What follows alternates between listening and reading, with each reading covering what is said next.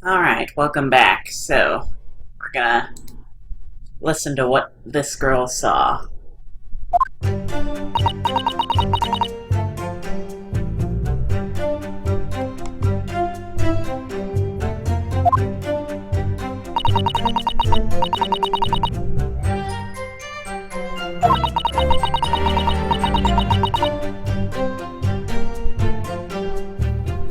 Yeah, I really can't get a read on like what her accent is supposed to be.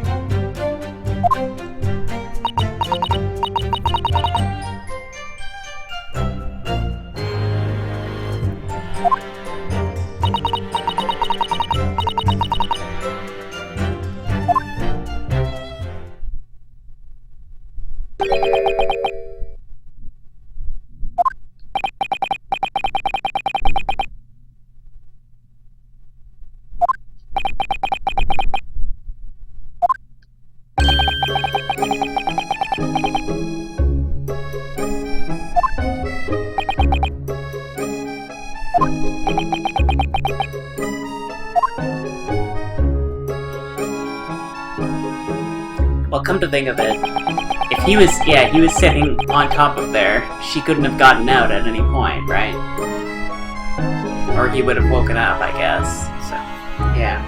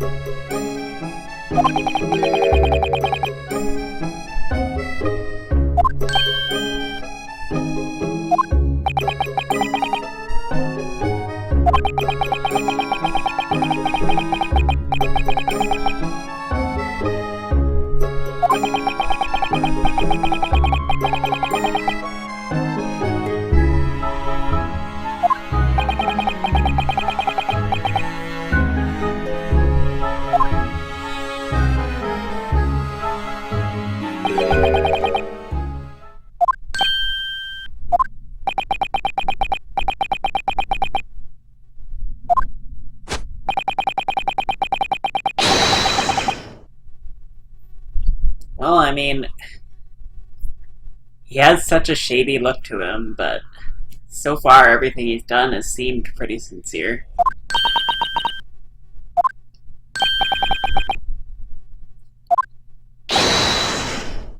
I mean, he does operate a kind of shady loan shark business, but I mean, you could also look at that in a sort of benevolent lens as like him lending money to people in need. But then again, we don't know how ruthless he was in collecting his debts.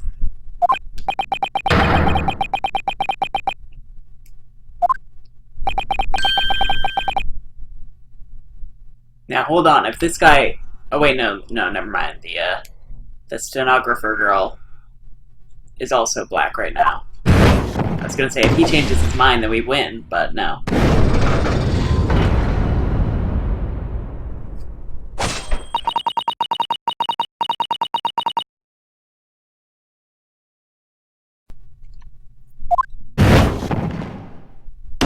Uh, okay. So doesn't this mean that we also win?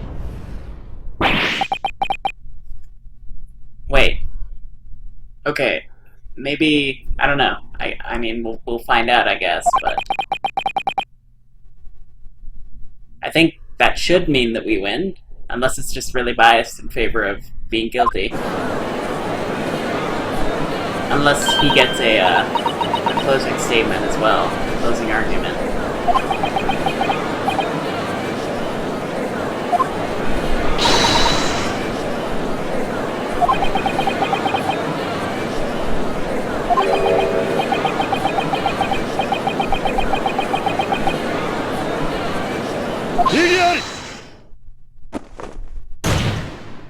Wow, okay.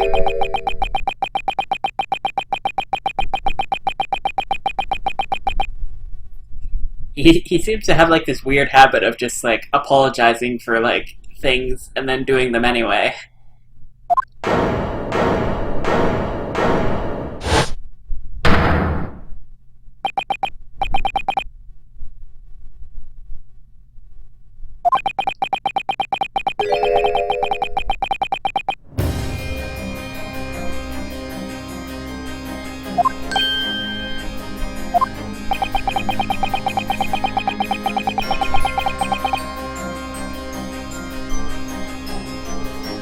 I don't know, I mean, I guess it would be easy to manipulate people like that, but in this case, I don't know if that's what's really going on.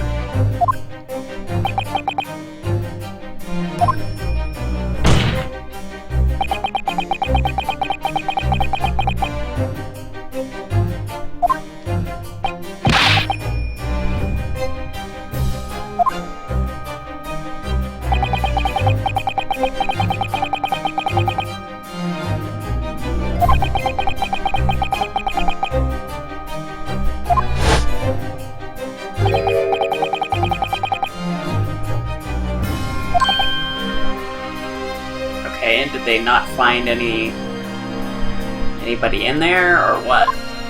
Or rather, any trace of anybody in there?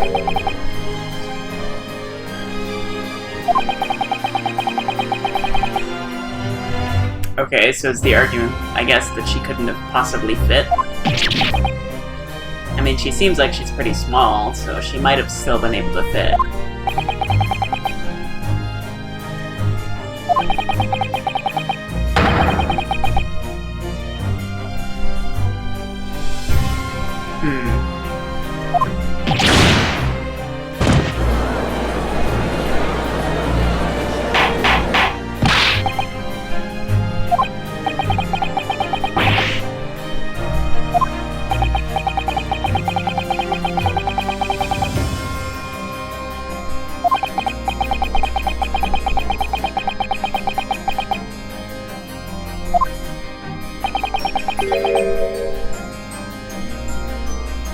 I don't feel like it was empty when we checked it either. Like, hold on. Let me just double check this right here.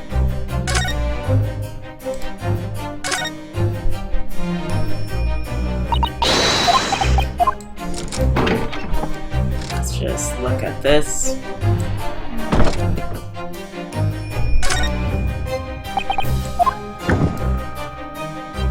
Okay, so now it's empty, but I distinctly remember seeing some stuff in there. Am I crazy? I don't think so. So when did anybody have the opportunity to move that stuff? I guess it would have been when the courtroom was filled with smoke. That's the only time I can imagine it.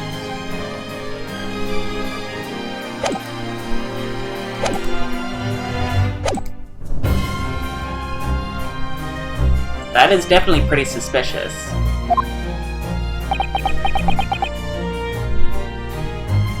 But if there was anybody else who had a motive to remove the coachman's items from there, it would be the coachman if there was actually like something in there that he didn't want anybody to see. So, again, another thing that makes him pretty suspicious.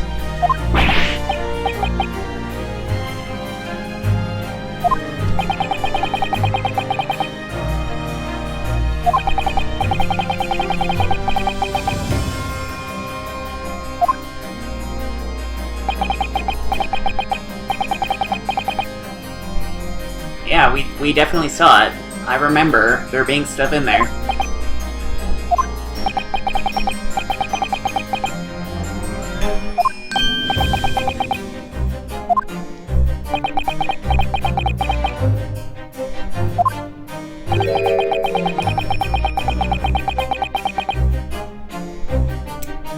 Okay, so maybe this guy isn't quite as, Okay, right now my theory is actually that these two know each other. This girl and McGundle. And she's like his debt collector, maybe? Maybe she goes around and like steals the debt that he's owed from people? I don't know. I guess that would mean that he is just really trying to protect her. And he doesn't seem like he actually does things, like, by the book, and he's actually, like, I don't know. It definitely seems like he's not being, like, entirely sincere here.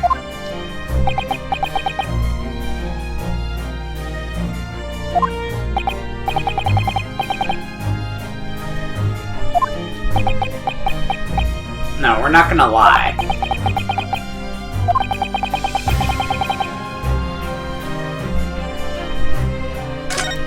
No, it wasn't empty. Straight up. We're gonna tell the truth.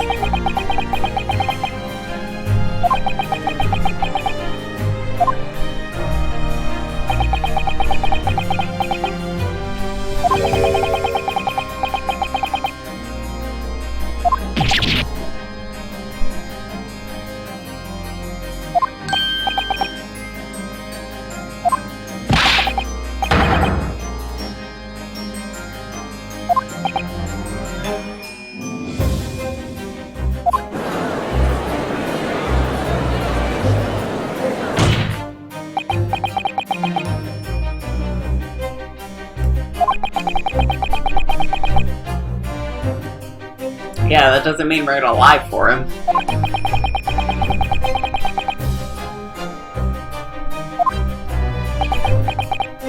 Plus, if he really is innocent, which I do believe he is, then we don't need to do things his way. We can do things our way, figure out what really happened. Every part of it, even if there are parts that he doesn't want us to figure out.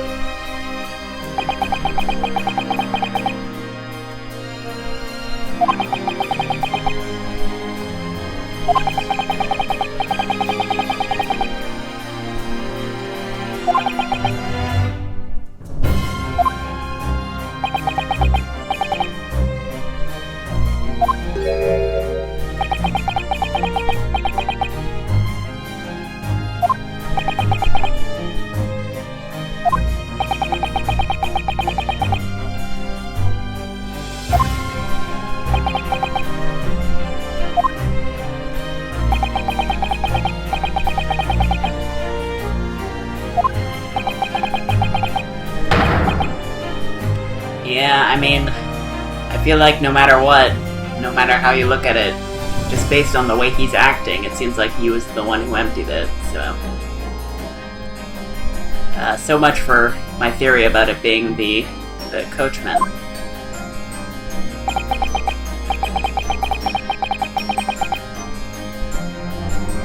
So that means that she probably was not in there, and he was actually covering for her. Maybe she was actually inside the... she was actually sitting next to him or something, and she was... he's just basically trying to cover for her because he does think that she did it, maybe? I don't know.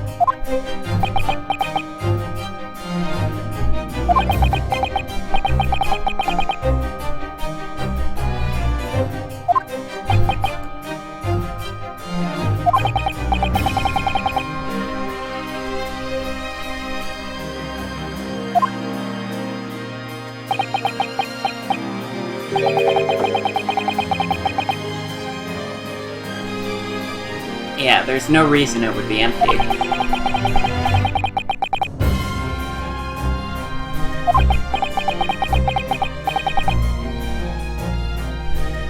Even though we have proven him to be somewhat untrustworthy, that he does mark up his prices and stuff when he shouldn't be, so...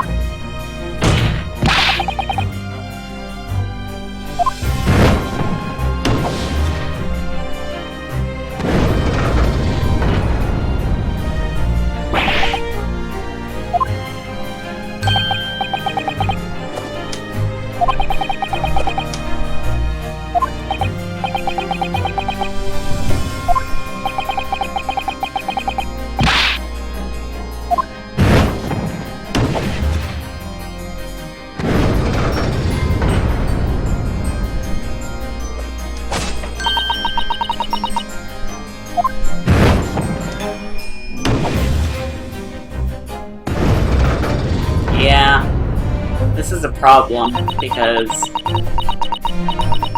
feel like he was trying to... I guess, pull a fast one on everyone, but it just ended up hurting his case more than anything.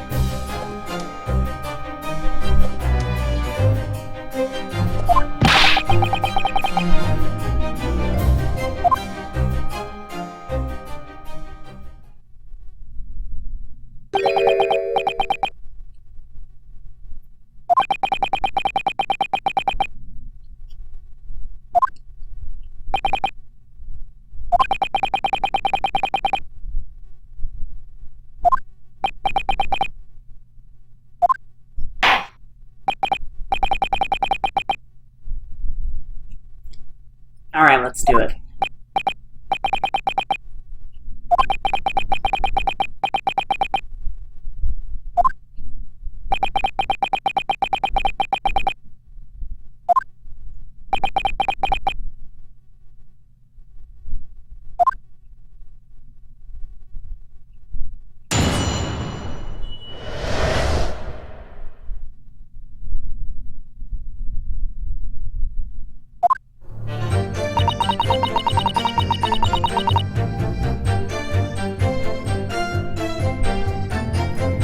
Okay. Already snuck in before the horse was hitched to the coach.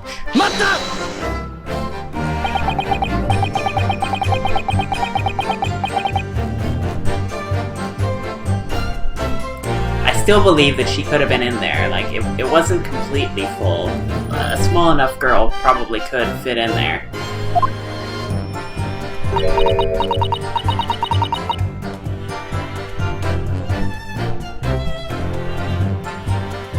I really don't like what they're doing with this text and the whole accent she's got there, but that's fine, I guess.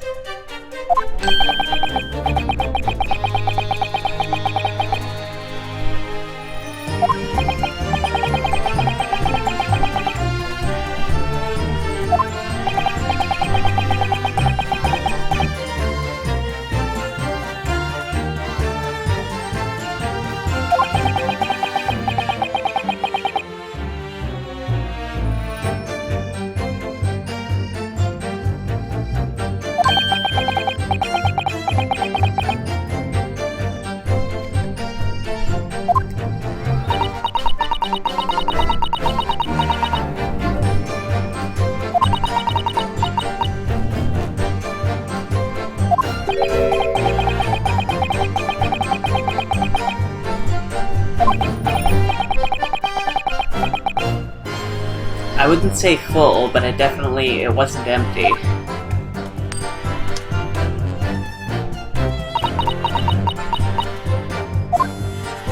Let's see what she says about that.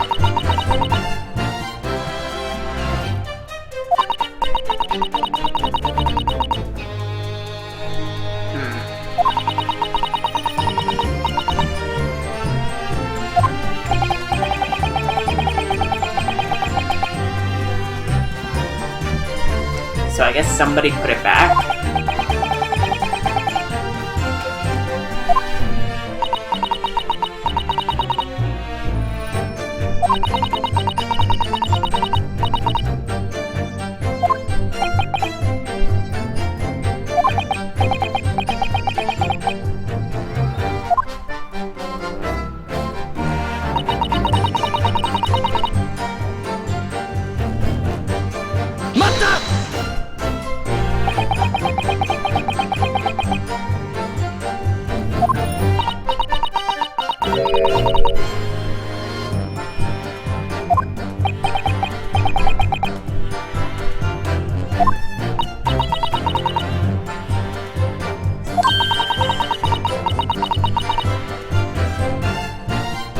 Okay, so I guess no, actually, never mind.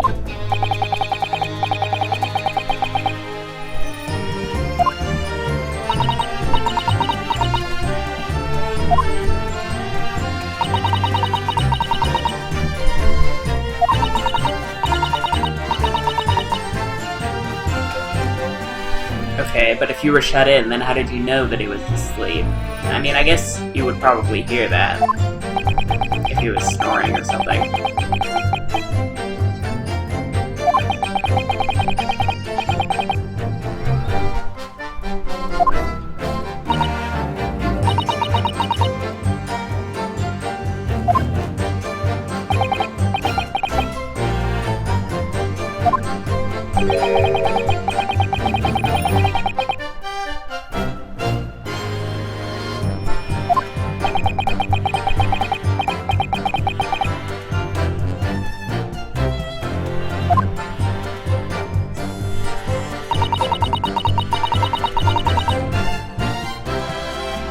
Well, their story so far is not completely impossible.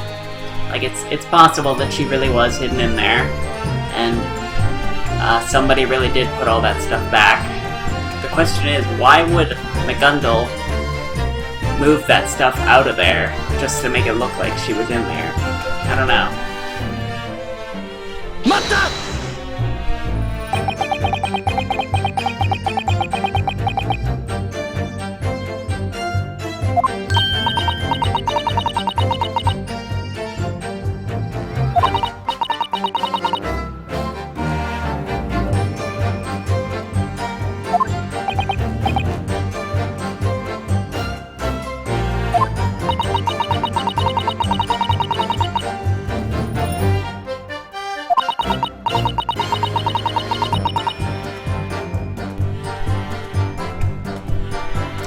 That's an interesting detail.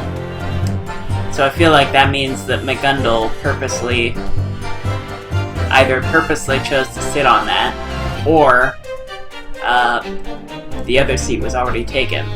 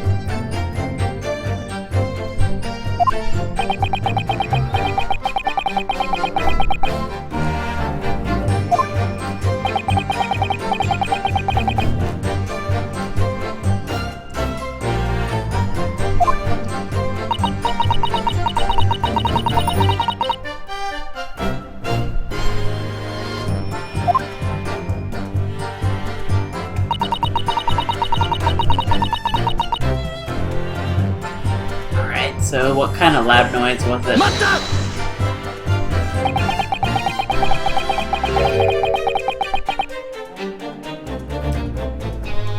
I would say that you're leading here with this question, but in theory it's okay to lead in cross-examinations. That's not a problem.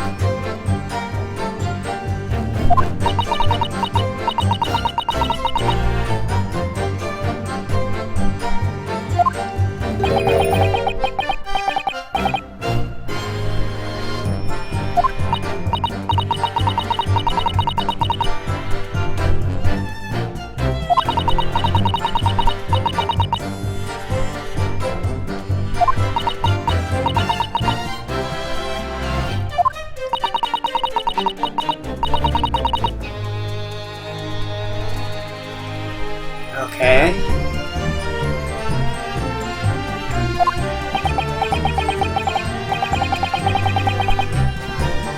I don't think so.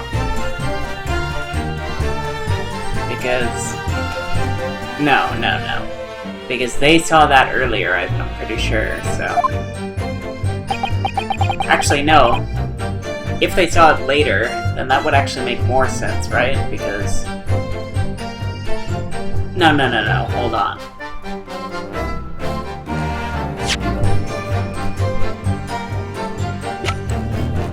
No, we don't have a picture, but... I remember that the picture we saw, and the person sitting next to him was clearly wearing, like, Magundal's hat, and was of small stature, so I don't know. I mean, I guess Magundal could have just put his hat on her for some reason, but I don't know why he would do that, except with the, like, intention of framing himself.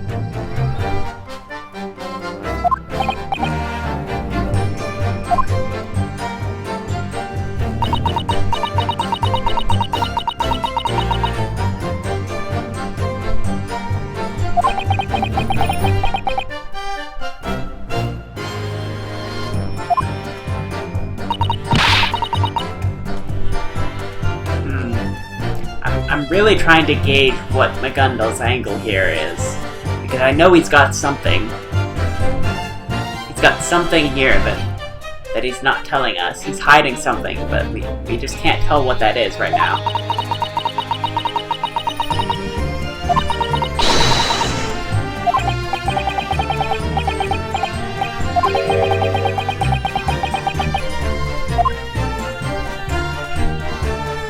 Okay, well, it looks like we can't really... We're not going to get anywhere from pressing, so... We already sneaked in before the horse was hitched to the coach. What have we got here?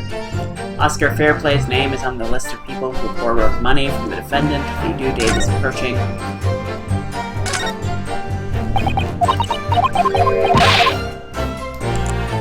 Let's see here.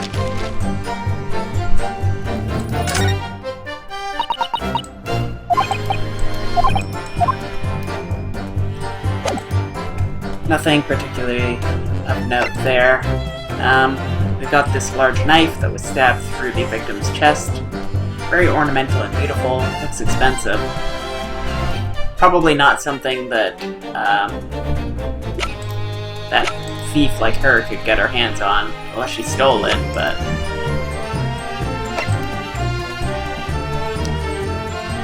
there's a blood stain on the right hand. That's fine.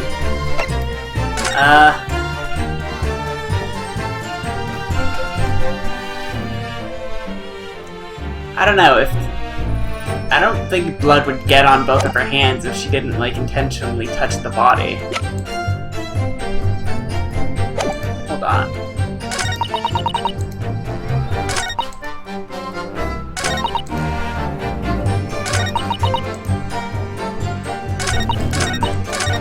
Unfortunately, we didn't really add anything to her testimony there, so...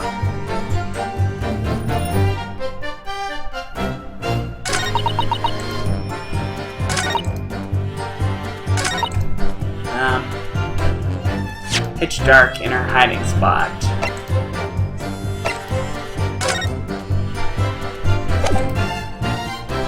Would it be, though? Let's see.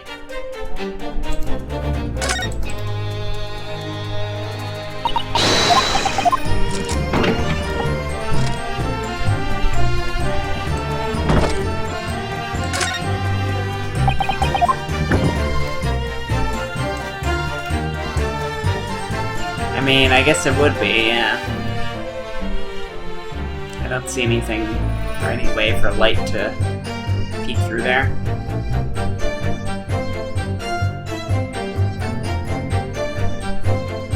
Yeah.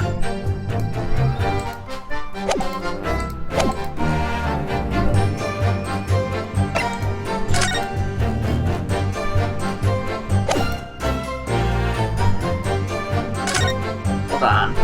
Yeah, okay. A knife wound to the gut. Only one entry wound. Cause of death was internal bleeding.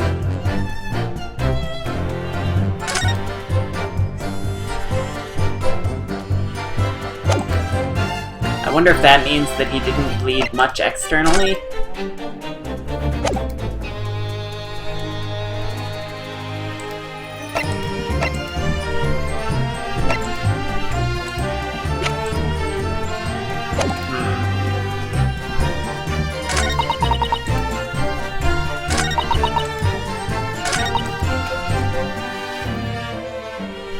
Okay, let's press this again. Just in case.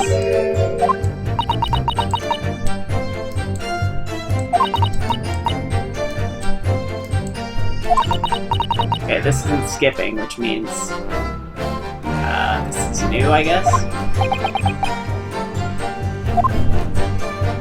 Did I maybe forget to press this one?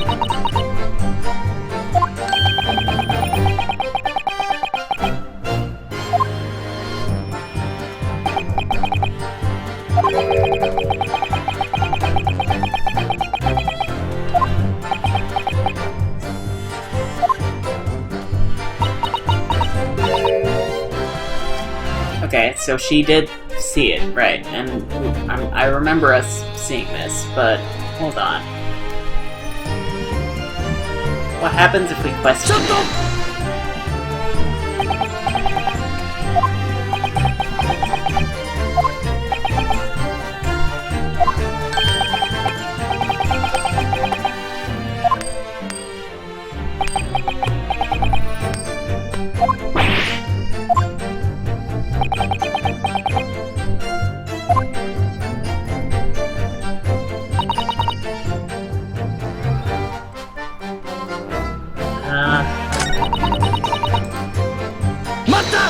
Okay, let me just filter through this real quick again.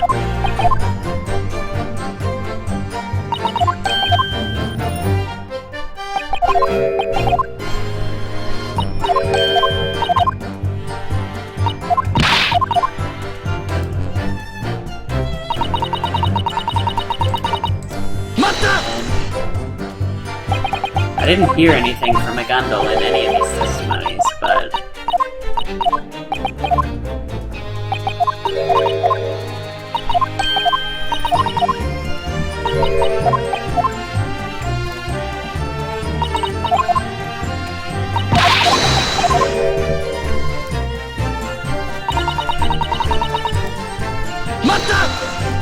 Let me just double check right here.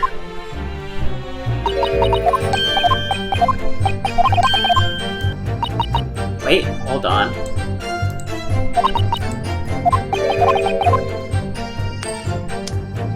There was an opportunity there that I missed.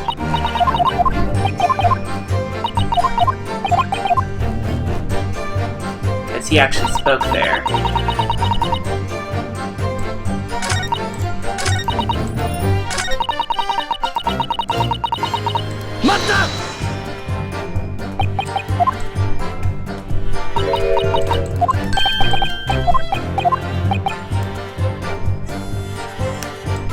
Okay.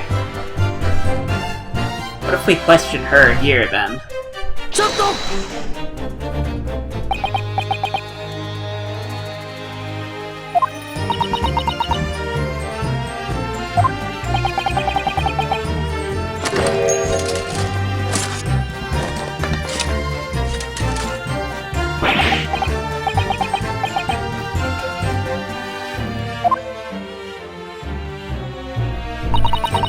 Alright, well that didn't get us anywhere.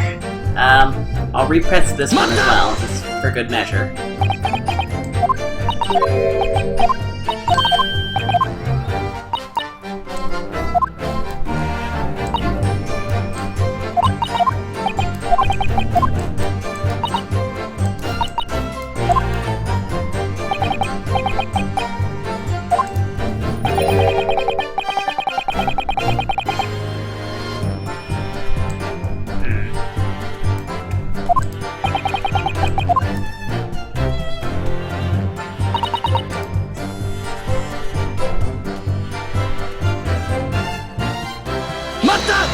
Then they've got this. Let's double check this as well.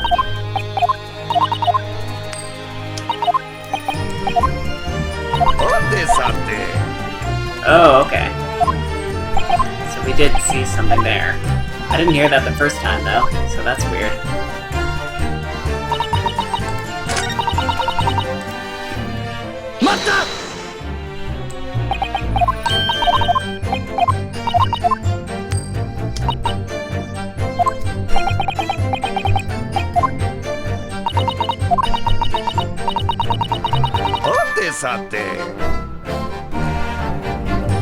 Okay, so why is he only reacting to that now that we've pressed other things? That's interesting.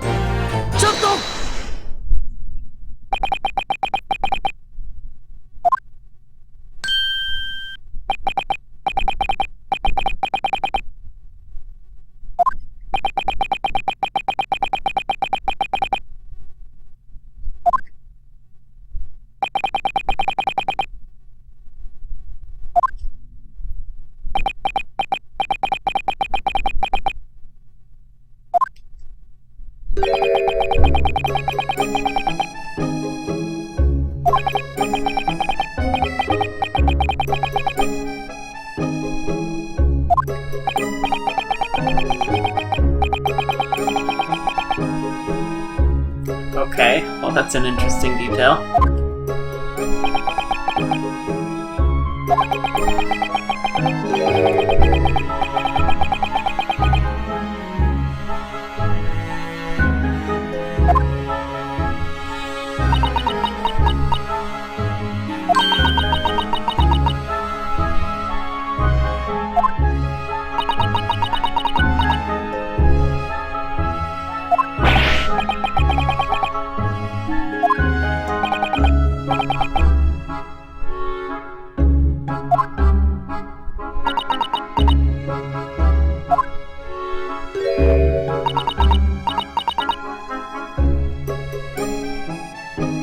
That seems like a lie, because she must have heard something.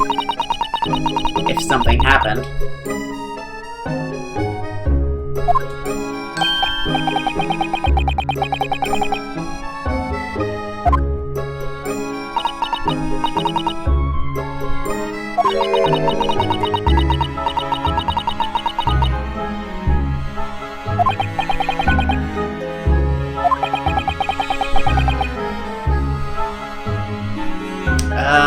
Well, it was extremely important.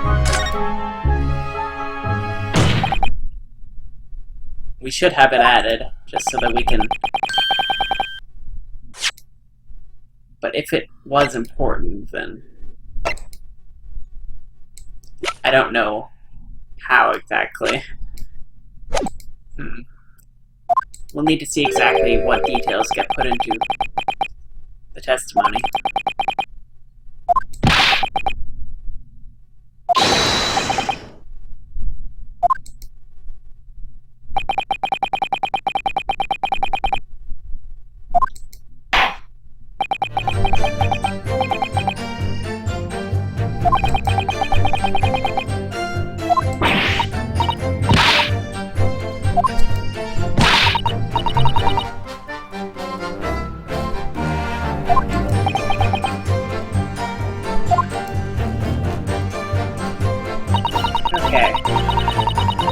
Listen to what was going on. The out, all I could hear was snoring.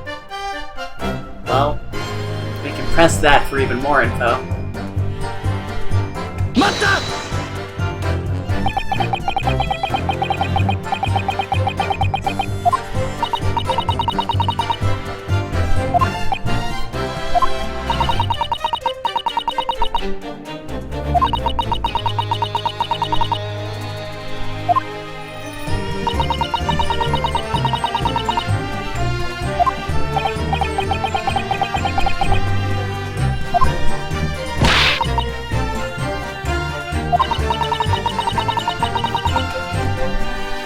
Well, I mean, he's the one who paid for his spot there, so you can't really complain.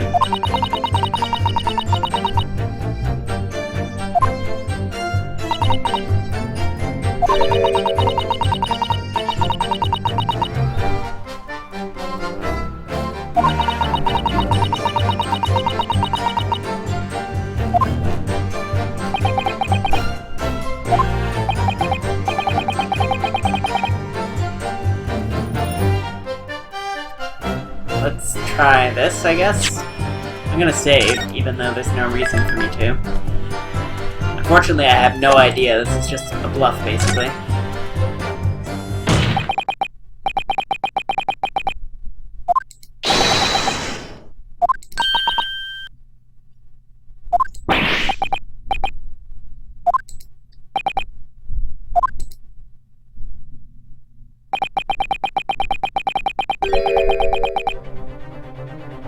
Okay. Well, hopefully you point it out for us. Because I have no idea. Let me try and figure this out. Hold on.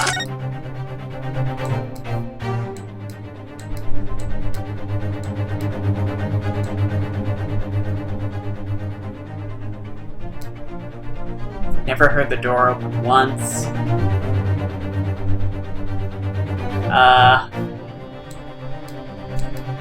Hold on. When you first got in the trunk, there was nobody else around. You lifted the cushion, and you saw him, the geezer, which I presume means McGundle, get in the coach. You sank back into the trunk. He sat down on your head, and then you didn't hear anything, which means you didn't hear Mortar actually get into the coach, right?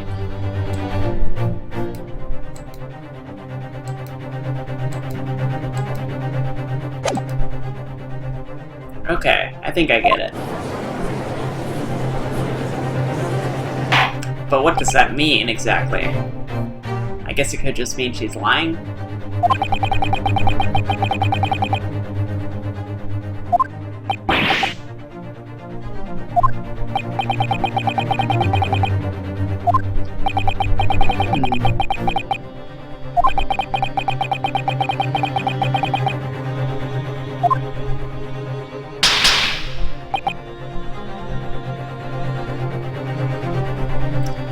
Something else that should have produced an audible noise.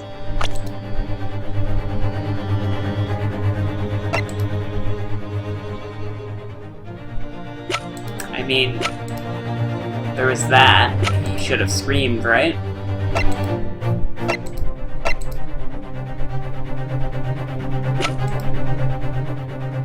I guess we could just present his profile? Or would we present a photo of dying?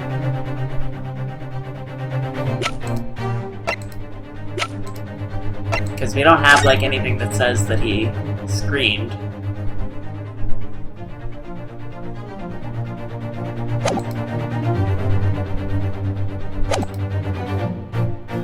So let's try presenting a person.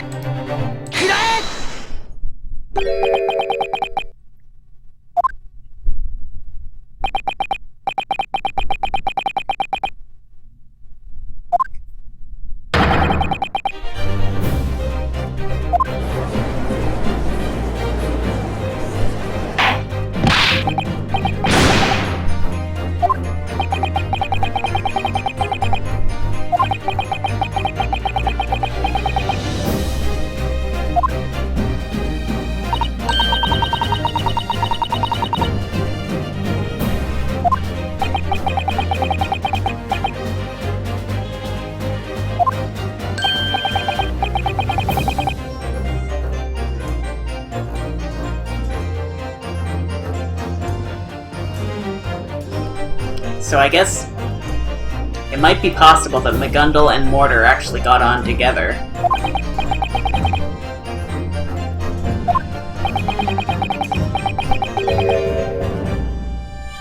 But if he says no to this, then I don't know.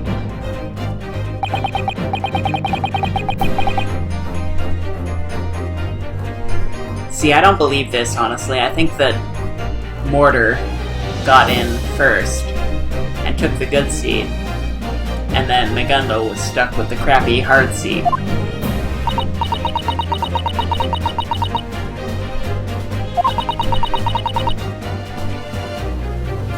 Okay. Never mind then. That is interesting.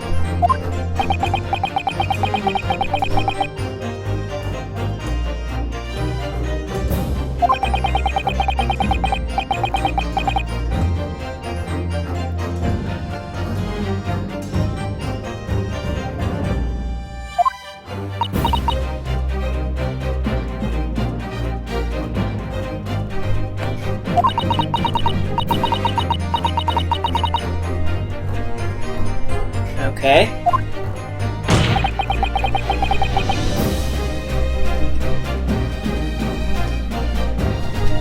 That means that either he was already in there somehow, but I don't know how that would work. Or... no, hold on. This thing doesn't open, does it? Does it?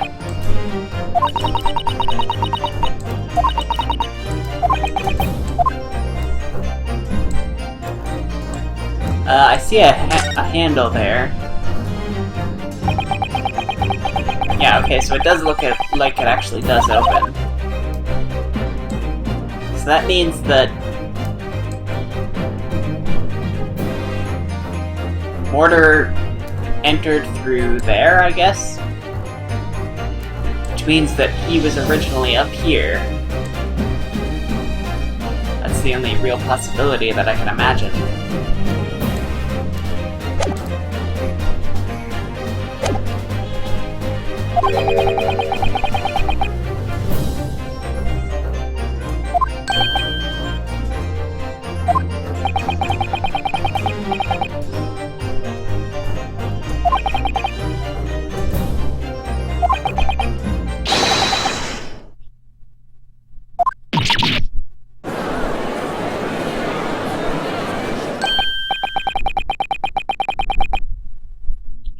I mean, I guess the alternative is just that she's lying, but I don't think that's the case.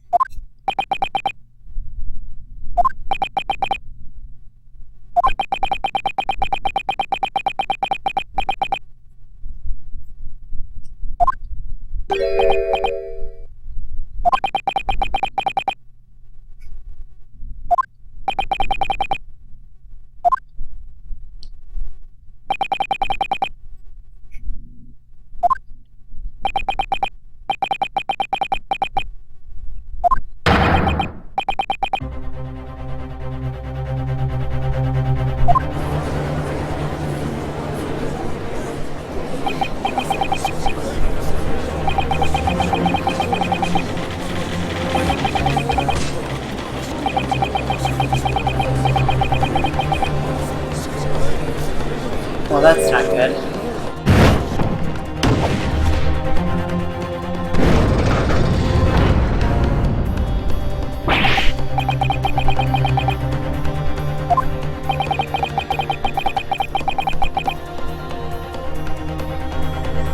I don't think that's how you spell biased, but maybe that's like the British spelling or something, I don't know. I think that's a typo.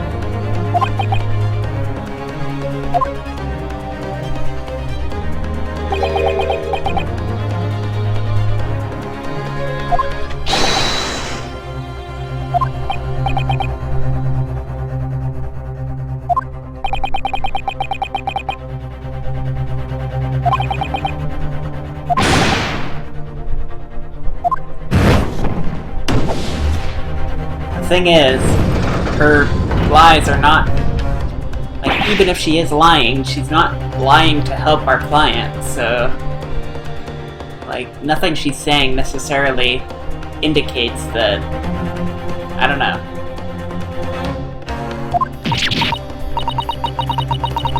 Like, I feel like the fact that she's lying, whether or not it's true, should not necessarily just lead to a guilty verdict for McGundle. If anything, it would mean that she's more guilty.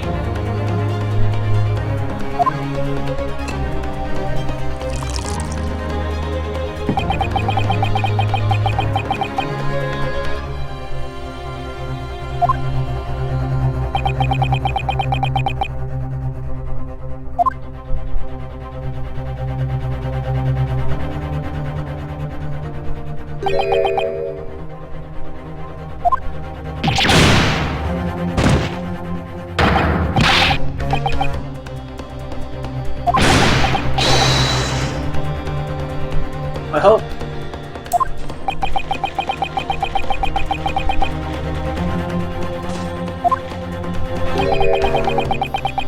I wonder if that was the intentional word that they used there in the original Japanese, or I don't know. Or if that's what they were going for just with the translation. I don't know.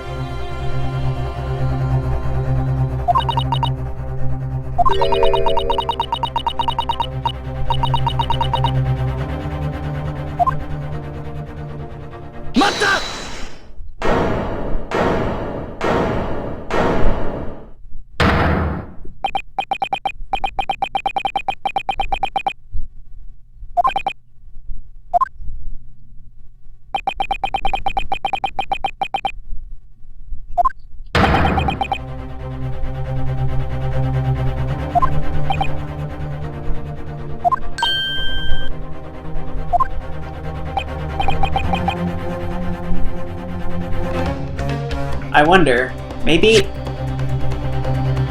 there's like a hidden compartment in here somehow? I don't know.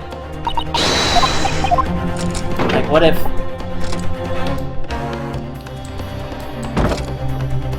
if under this seat, this one also opens?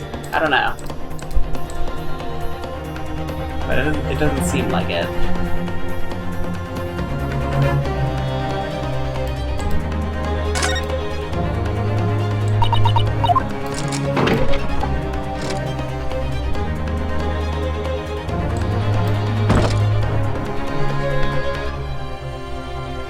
But I don't see why it wouldn't, like, there's no reason. Well, I don't know.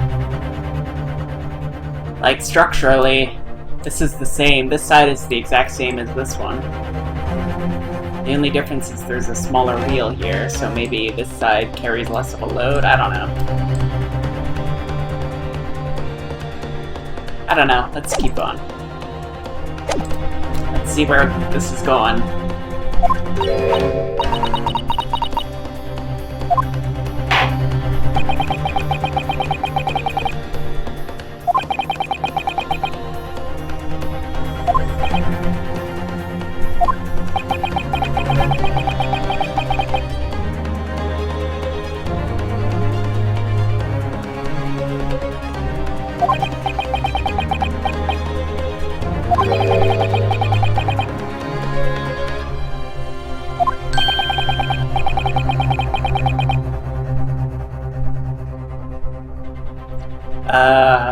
No, it wasn't, was it? It's clearly not on the floor of the coach. Well, actually, there was a pile of blood on the floor, right? Hold on, let me just open this up again.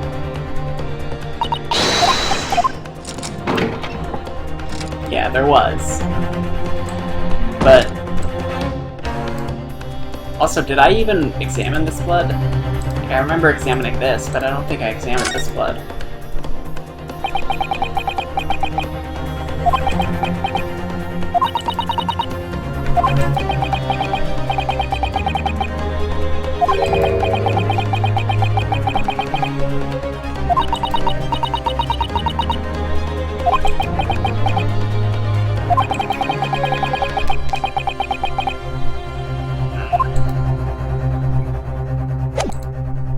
Alright, well...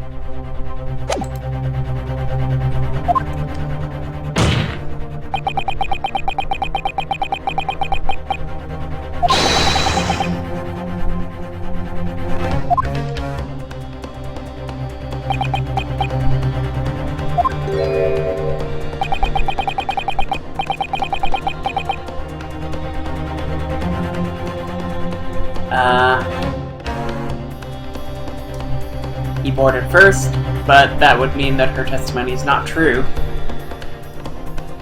He didn't use the door. He was left there.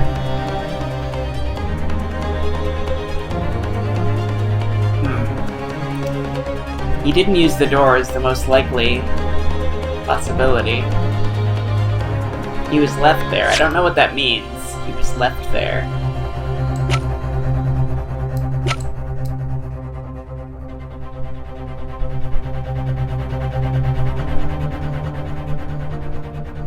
No, because when she woke up, he was there. So yeah, he didn't use the door. Is the only possibility.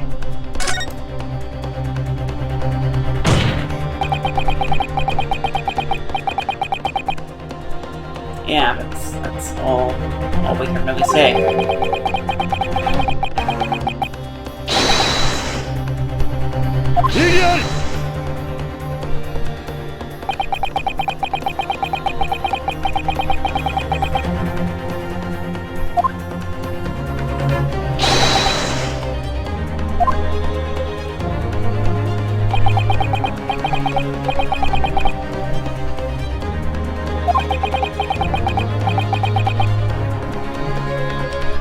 Now there's the skylight. And I know he knows that. He's just...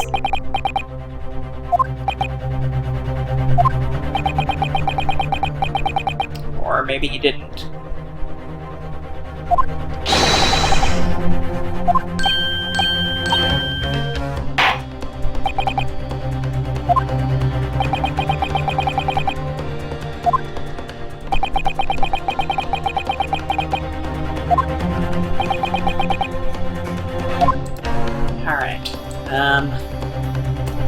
It would only be this, really. This is the only possibility.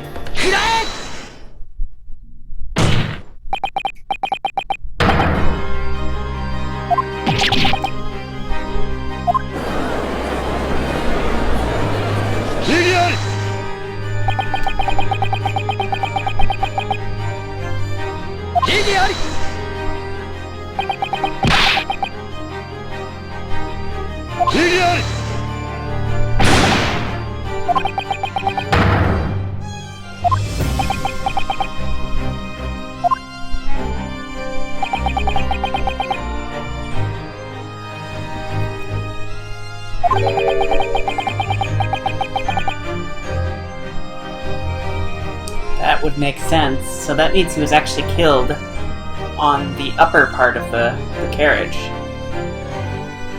Which means... But here's the problem with that.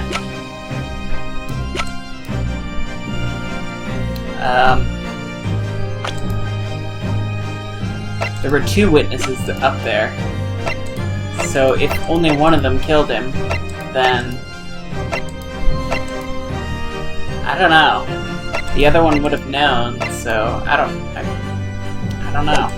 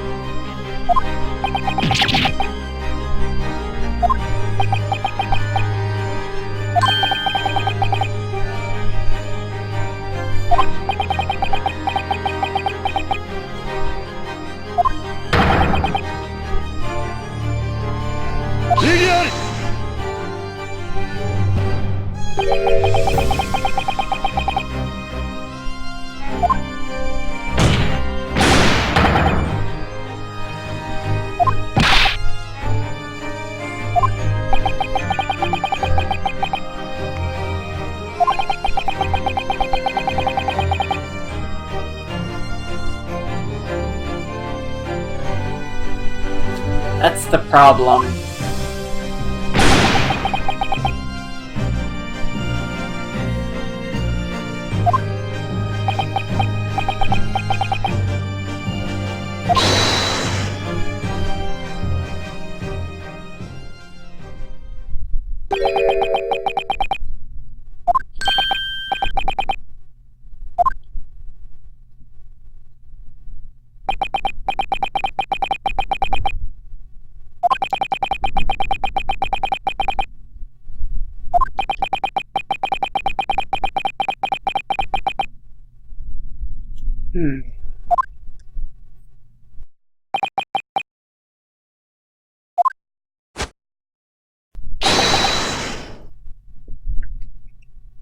Why? Because they didn't know?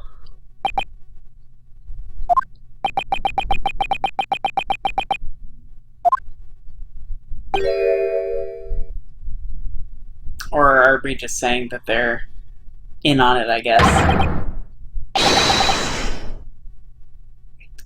I don't like the way he does things. Like, he's really trying to do... I don't know. Like, he's really trying to play the court here, when I don't feel like that's the way he should be doing it. It almost feels like he doesn't really care about the truth so much as he cares about getting off. Which I'm sure he didn't do it, but still.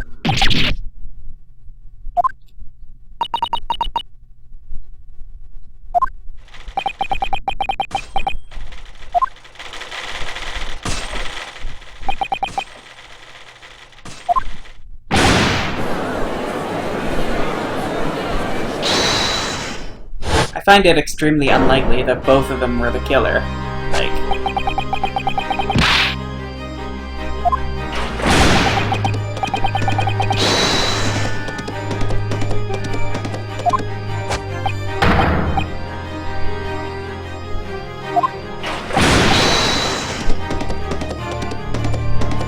What exactly is going on with his poses there?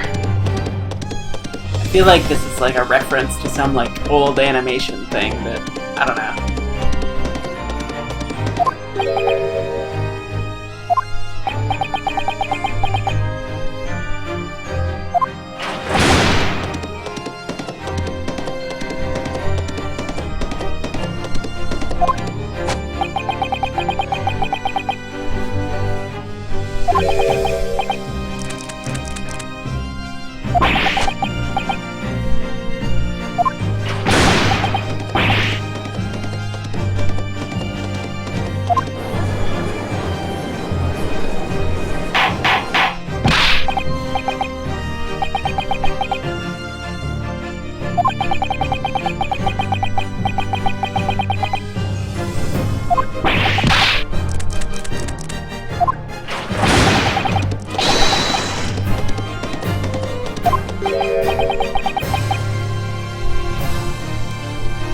Alright. I mean, I don't even mind them coming up as witnesses if it means we get to the bottom of this.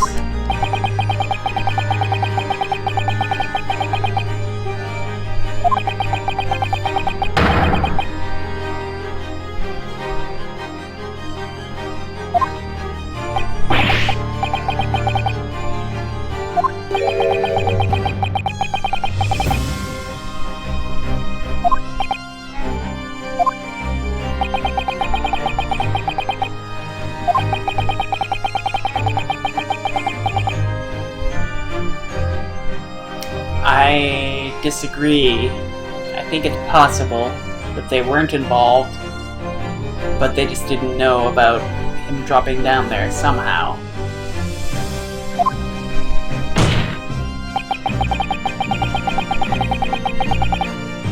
It's possible that they came on after he got on. But no, hold on. They saw him and they were glaring at him through the skylight the whole time, so no, that's not true. So was their testimony all a lie? No, there's no way.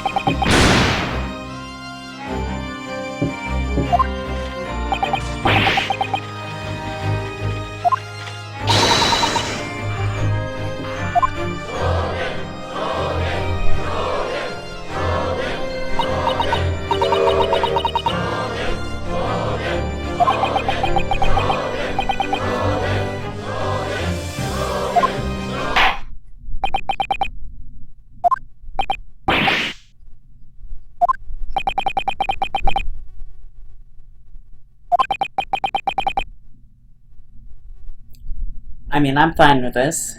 Let's figure this out. Although we're not making like a proper formal accusation on them just yet.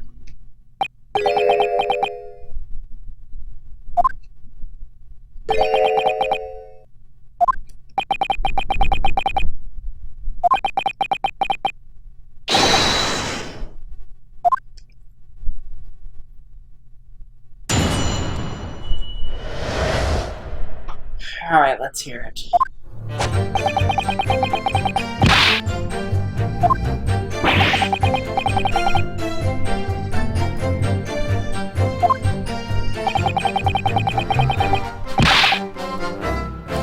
Okay, that is a lie.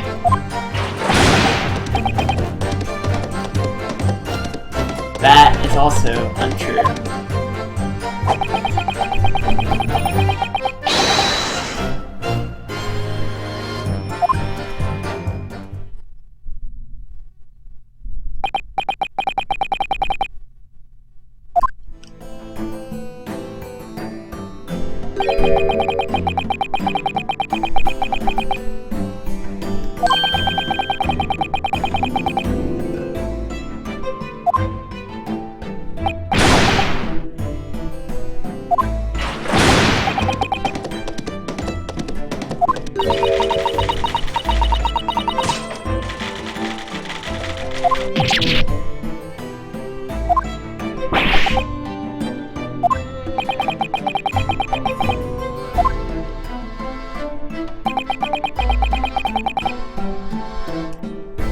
Alright, well, that is good. That erases that possibility, pretty much.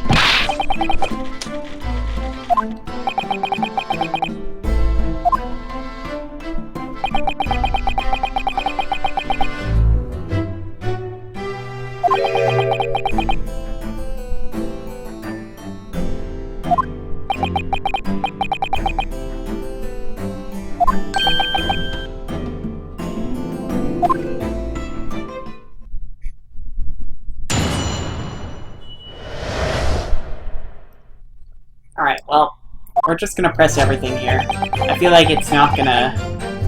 Like, I feel like the jury kind of, like, turning on us or whatever, that's not gonna happen without, like, it being a scripted thing, so... I'm just gonna press everything.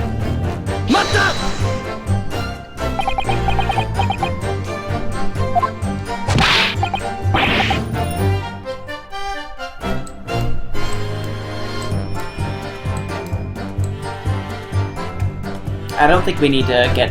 Like, I think the dialogue is probably not going to change. I don't think we need to question each of them here. It's probably going to be the same as what each one was originally.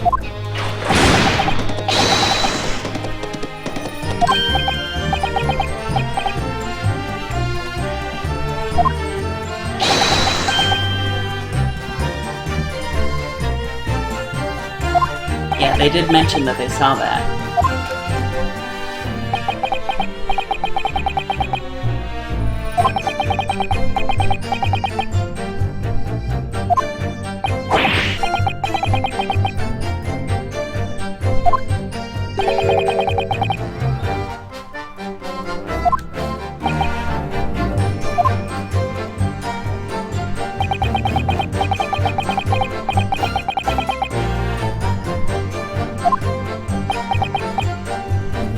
Well, no, evidence isn't everything.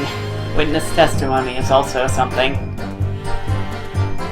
And so far the evidence is stacked against McGundle, so... I don't know. It's not great on his part. Although, realistically, like, I feel like we have kind of proven some reasonable doubt. Like, we've proven the possibility that he only got the blood on his hands from when he lifted up,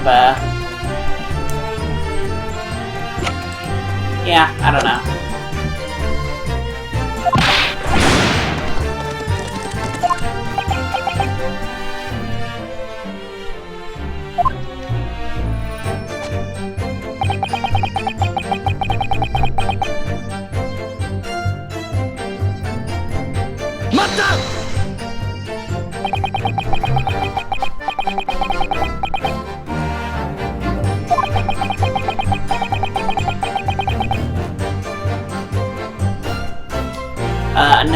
just some lamps on the side of it, right? Yeah. These lamps kind of would have lit it up, I guess.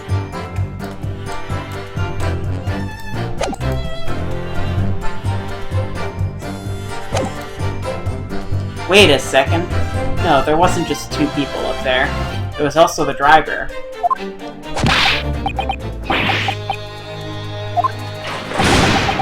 Although, maybe that doesn't count.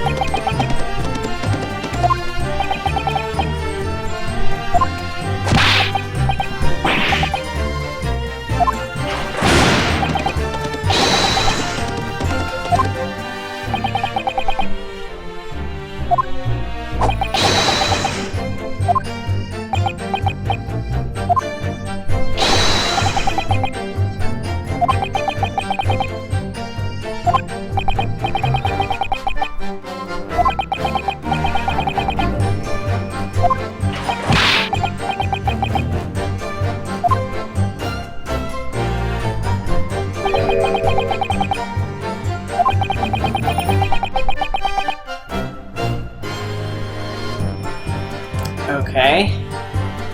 So, I think I believe Lady First here.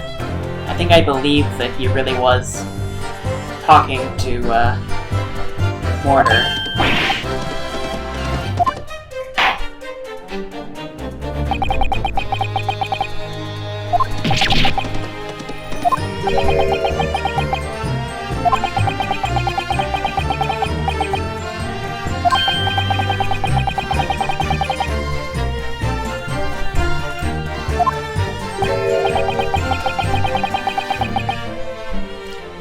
Yeah, and I feel like that might also be a bit of a motive here.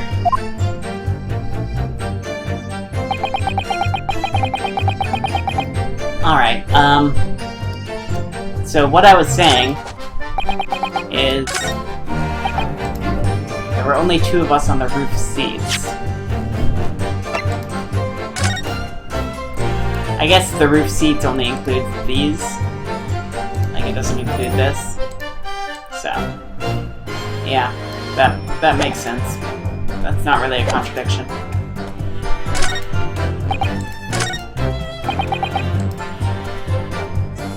Now this, I don't think that that's true. I think that there is a way you could have known the victim, since you were both people who borrowed money from the defendant. But I don't know, that's not a direct connection, it's more like an indirect connection.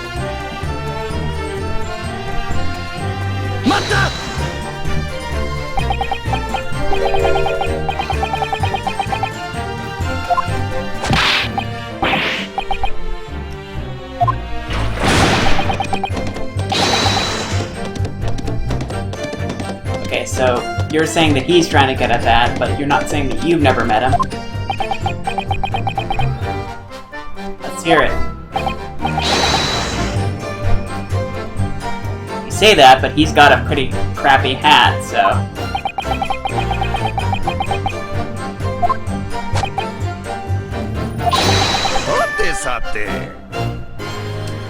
Alright.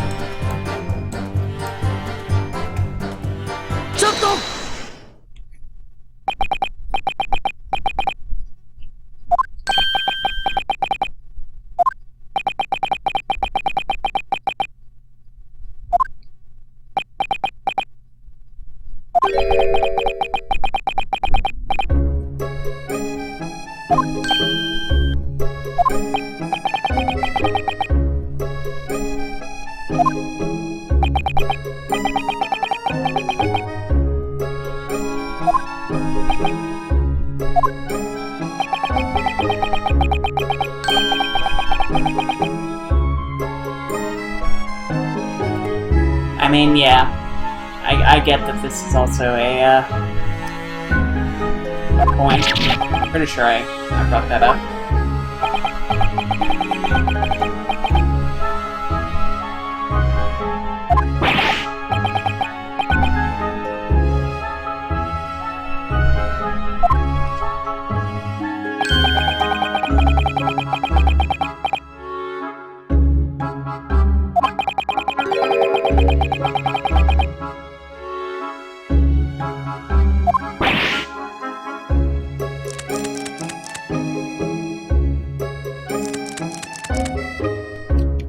Here's the thing, though. I think that fair play is a bit too obvious, so I just don't think that he's going to be the culprit.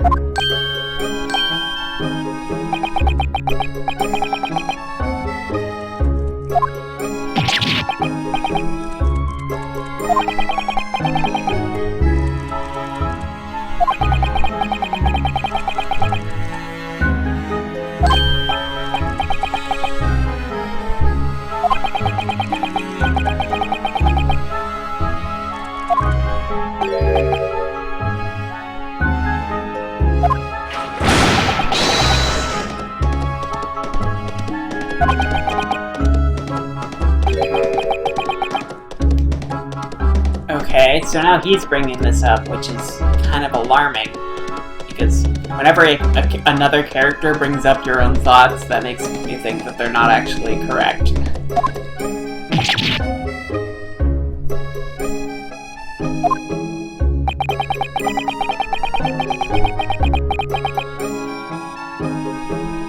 Like, the fact that I'm not the one bringing up this contradiction makes me extremely unnerved.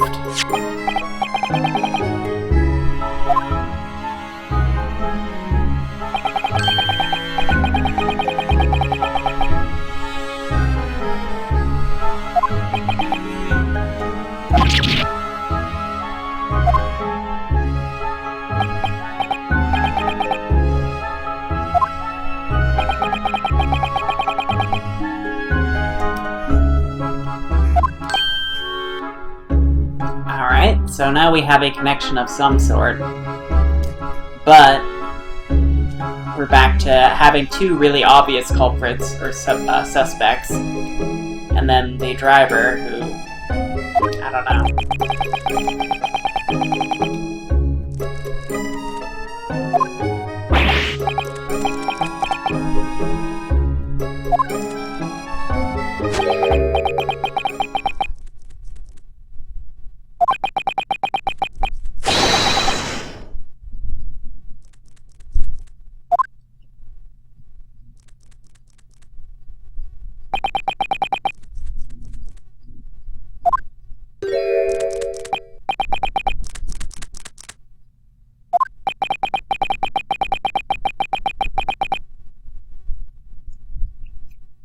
That is concerning. Like, any competent defendant is probably, I don't know.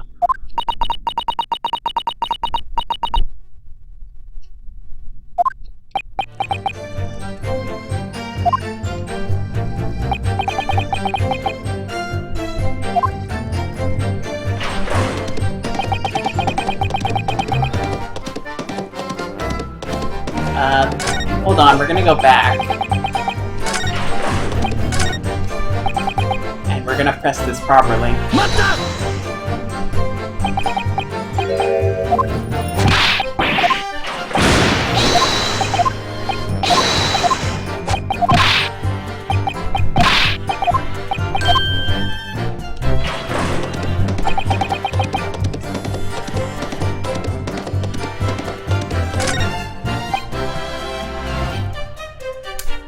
Okay. Hold on. I was waiting for that scene again, but I didn't actually do all that.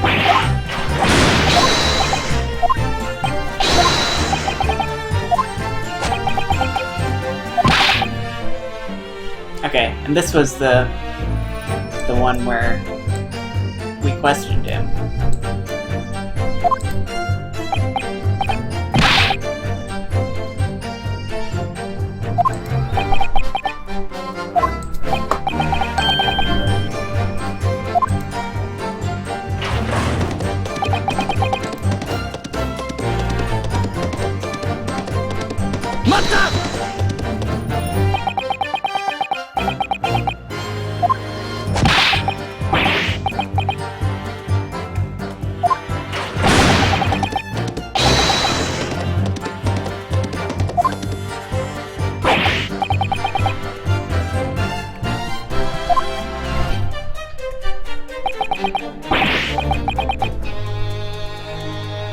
It is, but you can see a little latch there, so...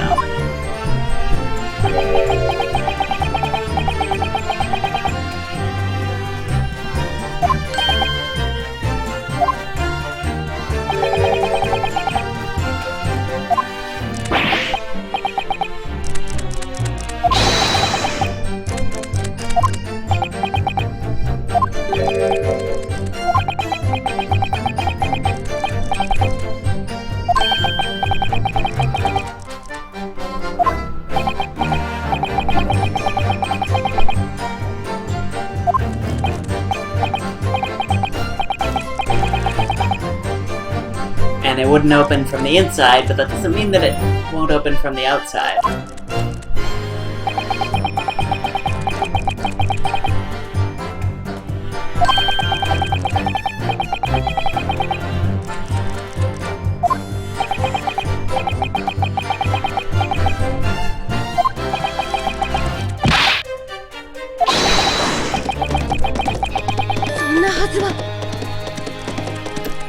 Okay. So what do you have to say about that?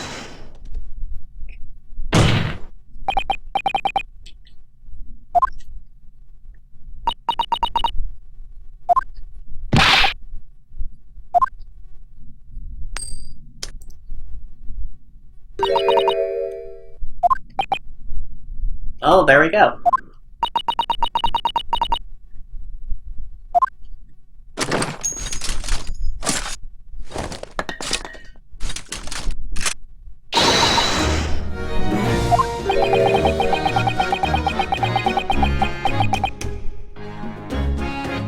Maybe that's how she got in.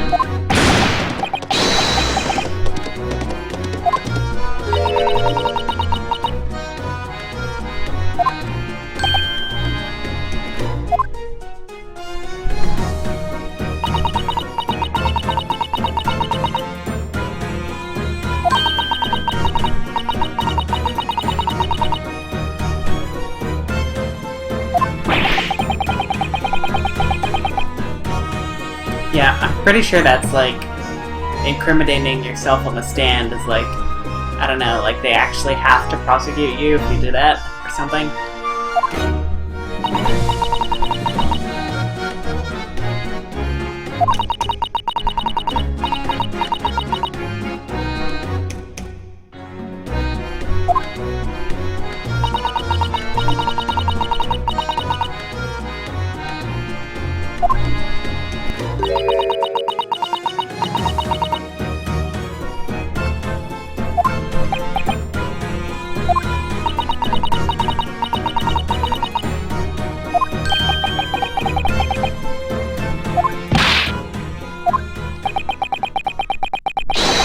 Yeah, we could solve this right now if we just try it.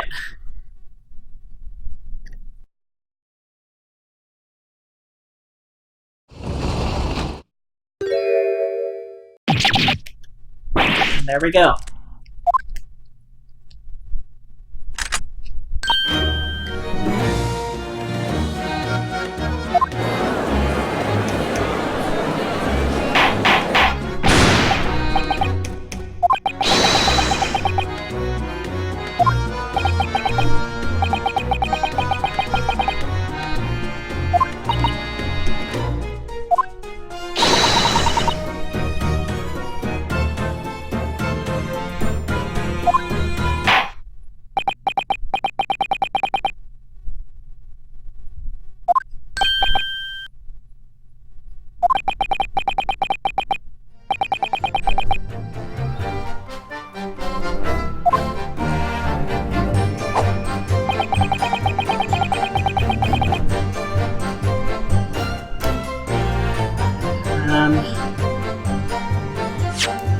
Hold on.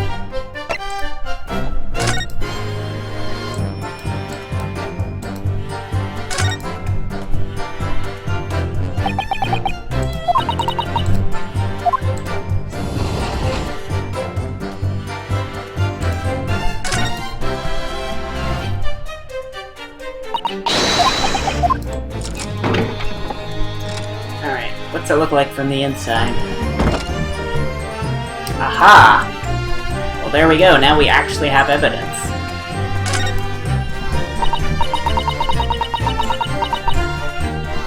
And the police didn't see this, they completely missed this. Which, I mean, is a bit understandable, but also, come on, guys.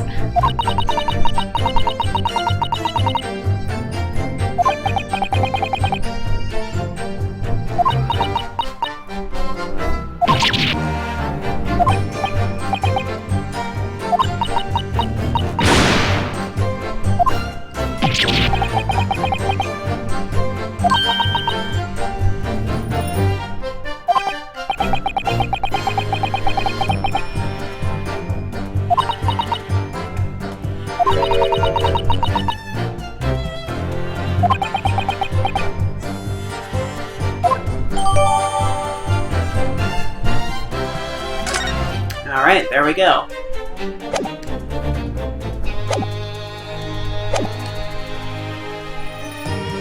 So, we now have evidence. Here we go.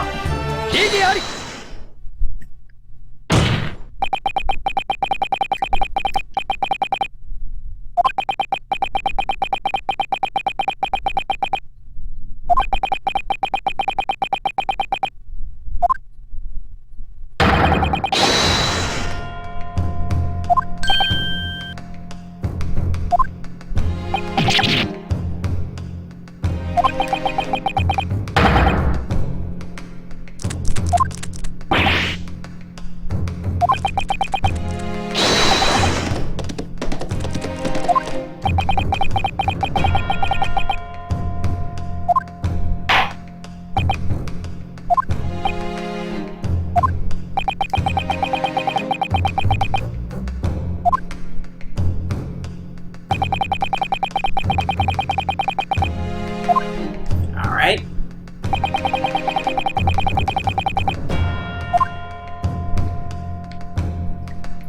Okay. Let's just... this.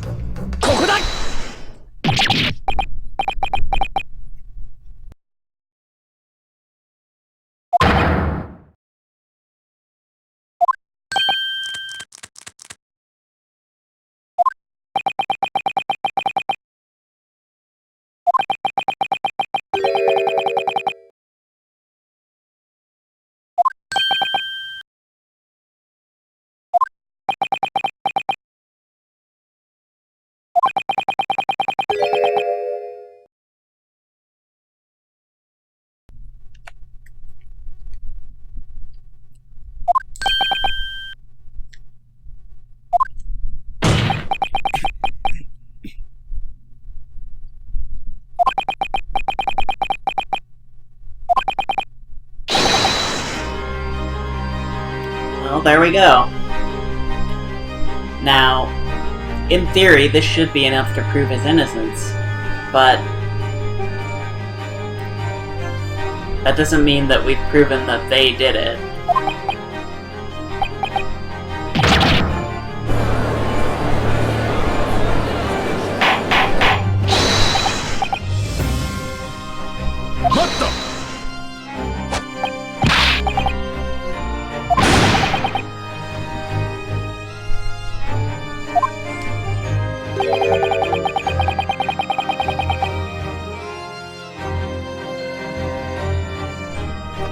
Also, like, if the skylight was closed, that wouldn't happen, so...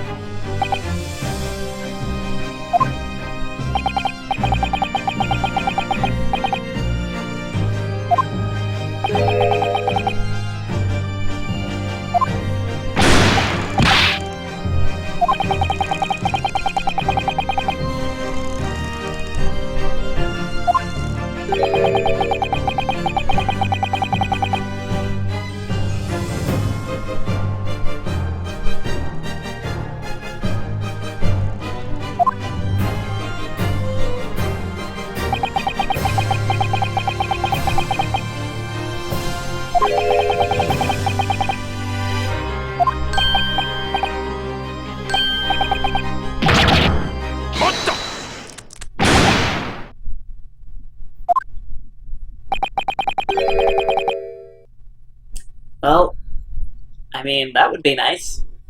In theory, like, yeah, that should be enough for a not guilty verdict. But, I don't know, I feel like Van Zieks might have something to say about this.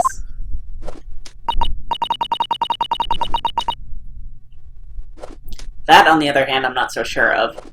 Like, literally, I would defend these two if they asked me to. Like, I feel like they're not guilty about this either.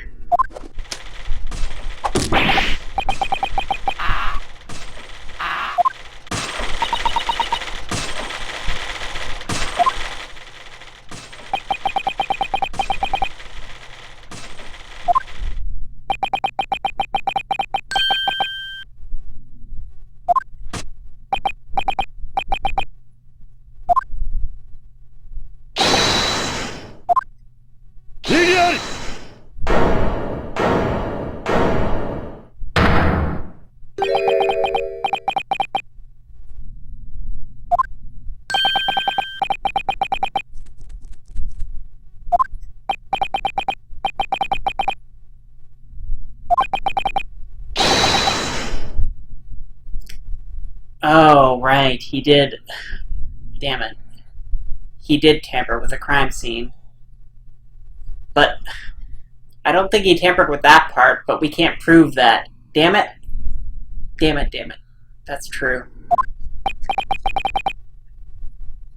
But yeah, he did tamper with the crime scene. We have proof of that. Unfortunately, we don't know how much he tampered with it, and so pretty much anything in the coach can't be used as evidence, really, for anything. It's all invalid. This should basically just be completely removed from our evidence list, because he tampered with it.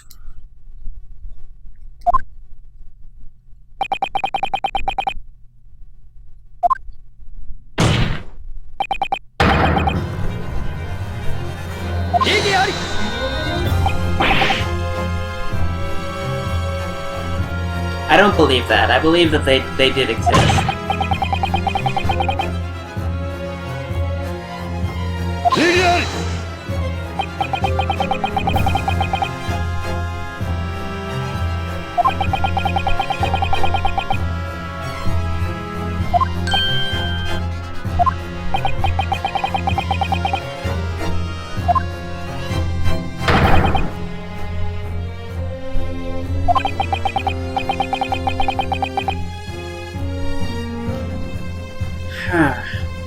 I don't know.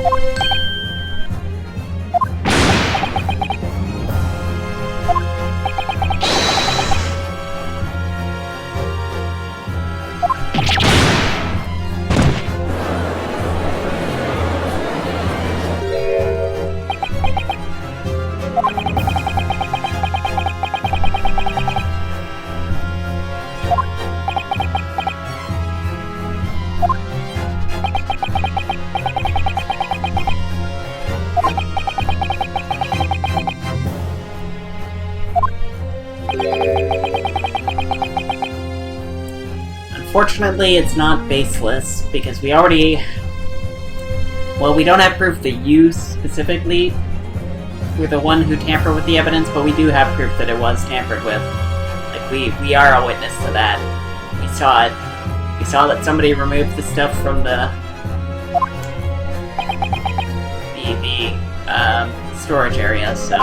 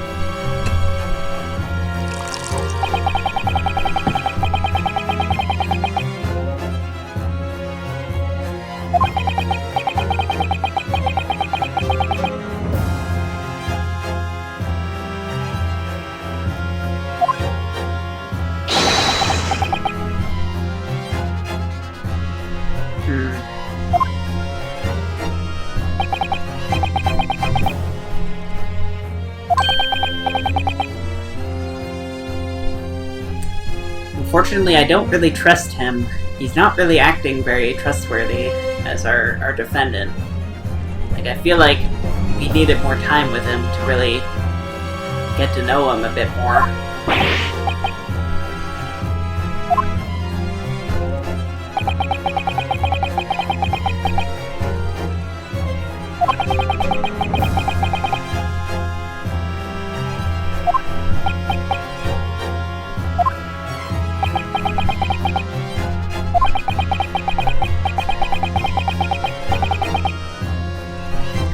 No, there was an opportunity.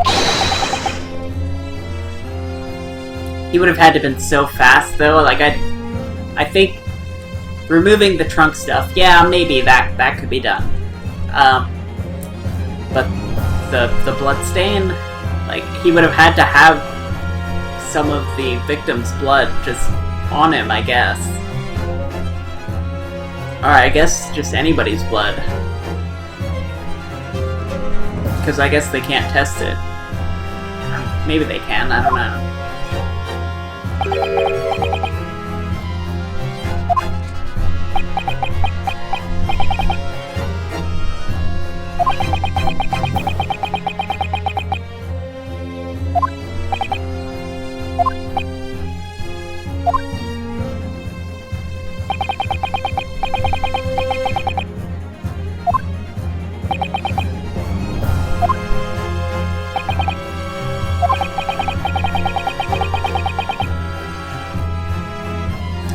was possible. I don't know if they actually did it, but I'm not gonna lie here.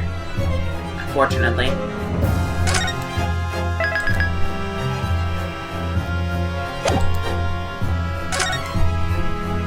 But it would have been so difficult, like...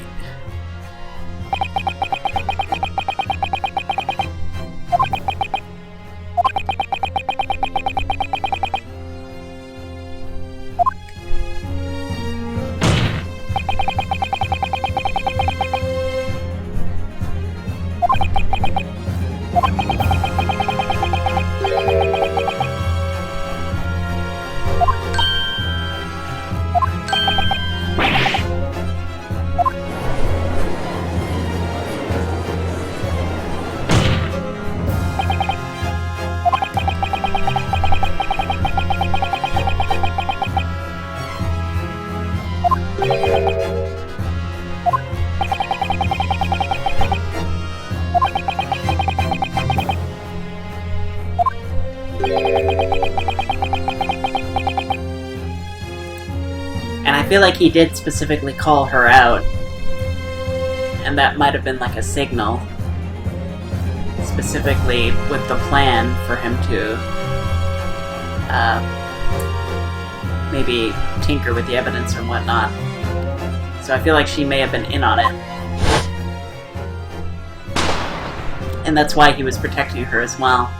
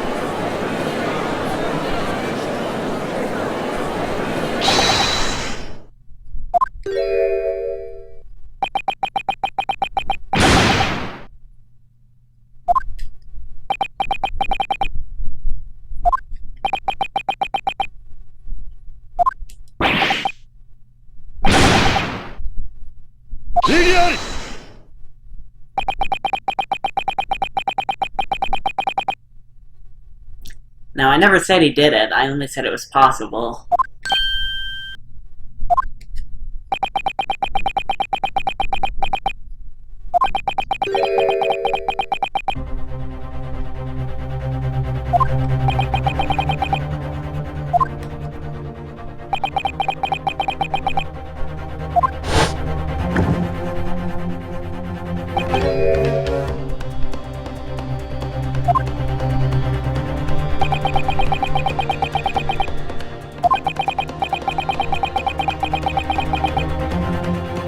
Although I don't like the fact that if they found that originally, then that means that they knew that the skylight could be opened, which means that they just intentionally kept quiet. Or rather, Von Zieks intentionally kept quiet about that. And he didn't just say, yeah, it can be opened, we opened it during our investigation. Like, I get that he has no real reason to say that for his own benefit, but still, it's a little skeevy.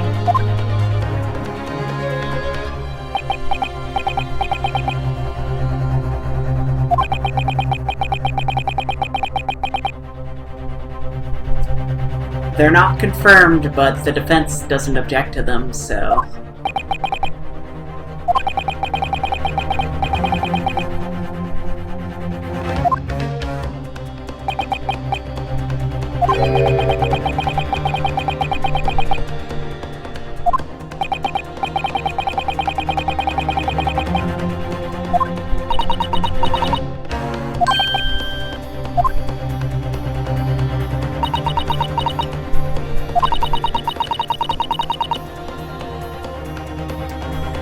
let's check.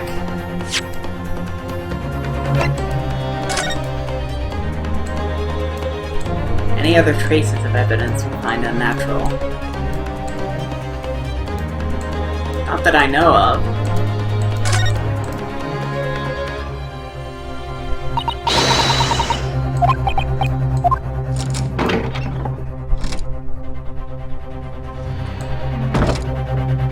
know what? This blood looks awfully different from this blood. And that blood. Maybe it's not even blood.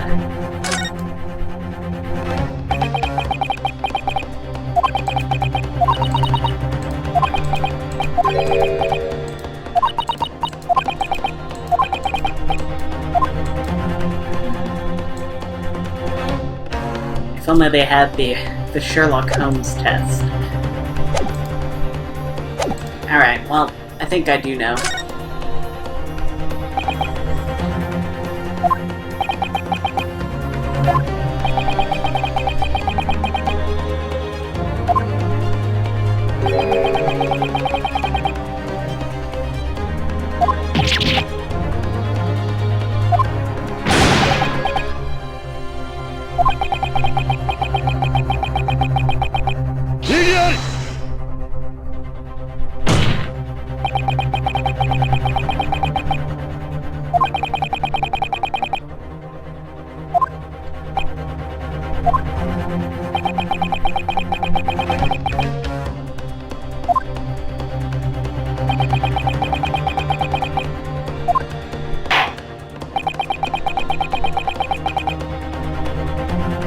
I have to say, I do actually like the way this trial keeps flipping back and forth and how I'm not even really sure what's going on. Like, McGundle is a really interesting defendant. Probably the most interesting in the series, honestly. So far, anyway.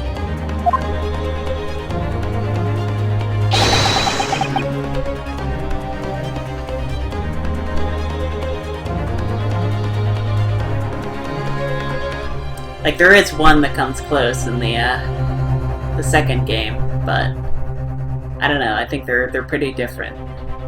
Anyway, it's gotta be this. This looks just like red paint or something, not actual blood. Or it's just, if it is a blood stain, it's not dry yet.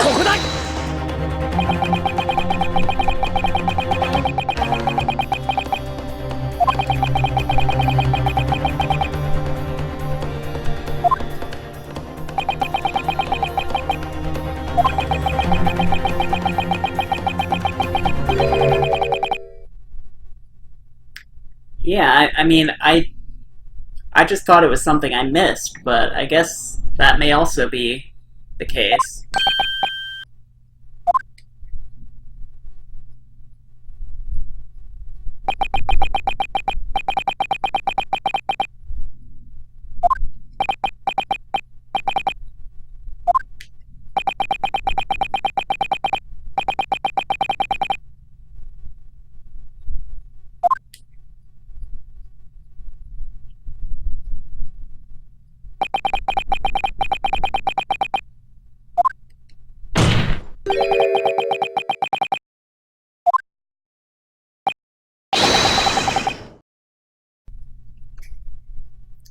But we're not saying it was necessarily McGundle.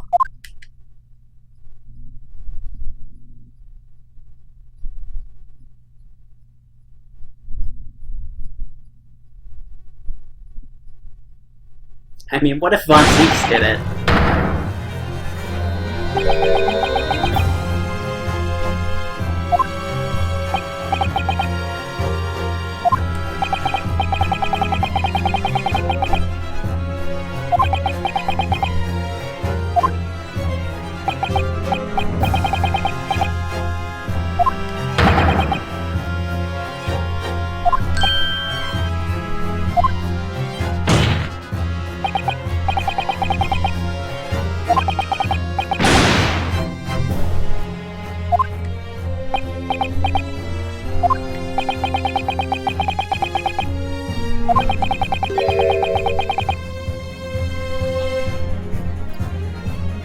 We're not actually gonna have a guilty defendant here, are we?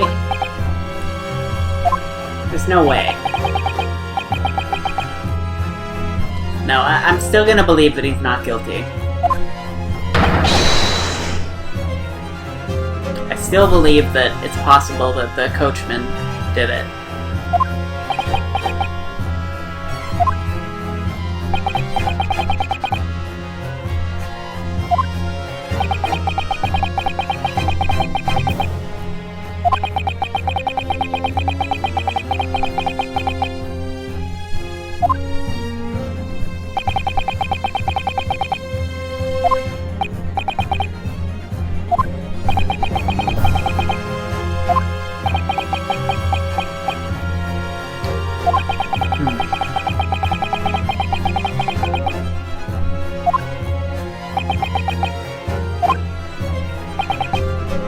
I mean, I guess this looks pretty bad for the jury.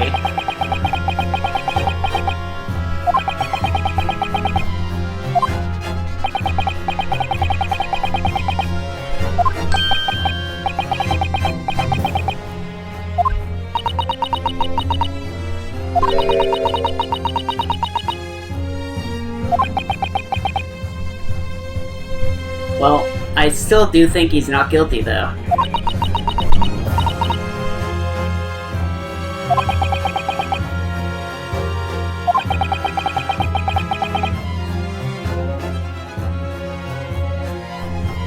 I do think he's not guilty, but we haven't found the killer, so... Or rather, we haven't really found the truth of the matter. There's still a lot that we haven't figured out here.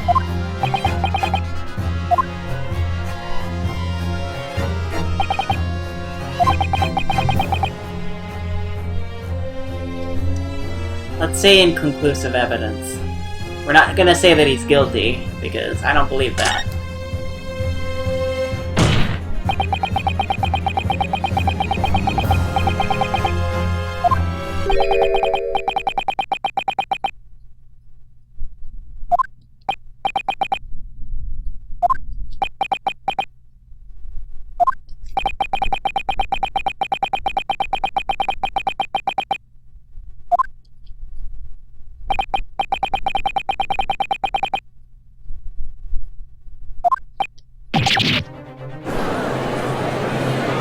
I mean, this is completely irregular, like... I don't know, I just want to continue the trial, but... The idea of, like, well, we didn't prove him innocent, so... Like, that doesn't really work here. At least, I don't know. It should be innocent until proven guilty. But of course, this is Ace Attorney, so...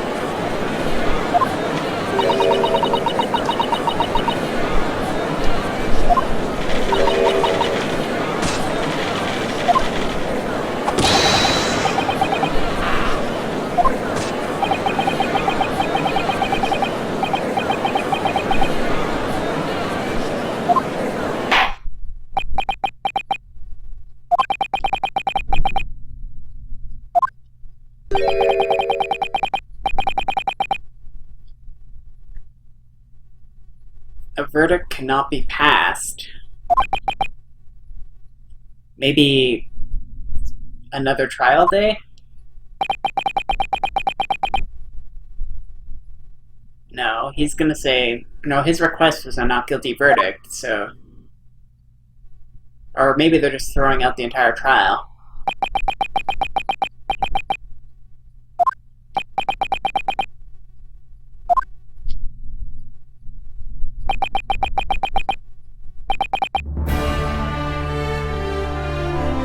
They just said a verdict could not be passed, but okay.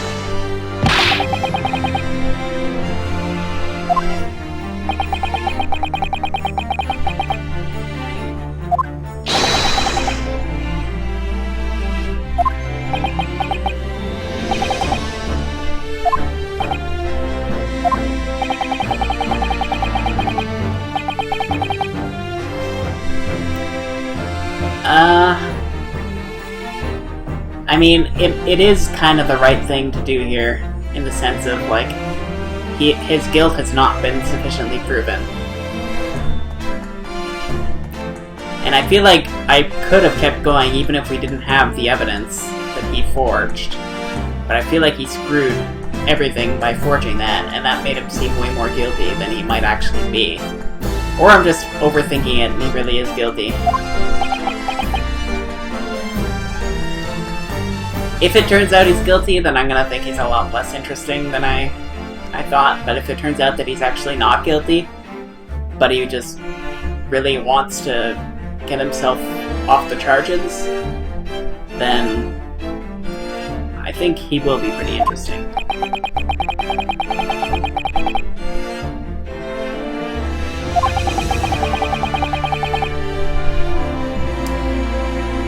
Yeah, I don't know.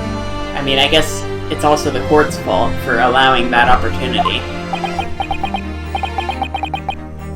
But it's true that they should have really taken, like, photos of every part of the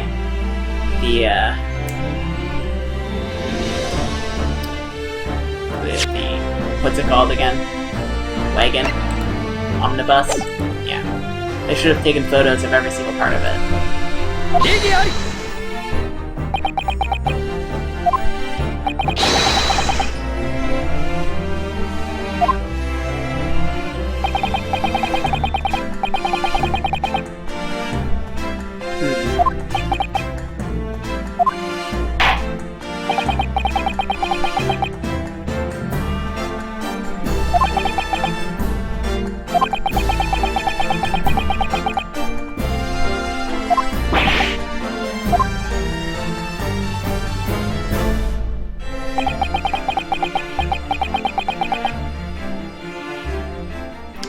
Okay, I think I see how this court works now.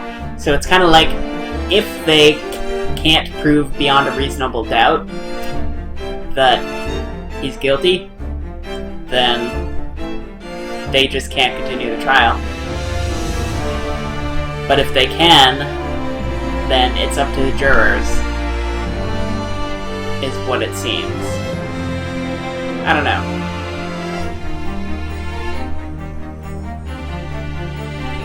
Or rather, no, if they can prove beyond a reasonable doubt, or if it seems like they can prove beyond a reasonable doubt that he's guilty, then they continue the trial, and it's up to the jurors to come up with a verdict.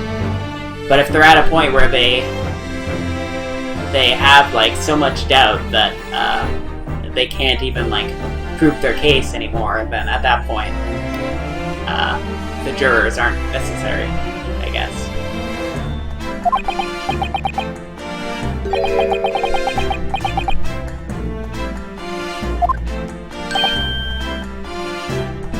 This is the second case in the game now, or actually the third, really, where the culprit, assuming he is the culprit, I don't know, has just basically gotten away with it scot-free.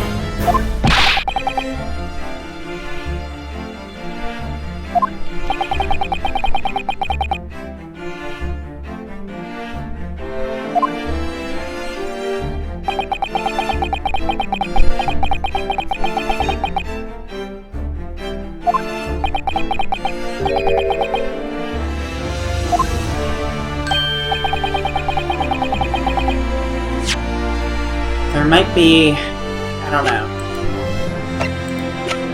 maybe the fact that he died from internal bleeding would be an issue. Like, he wouldn't have had that much blood.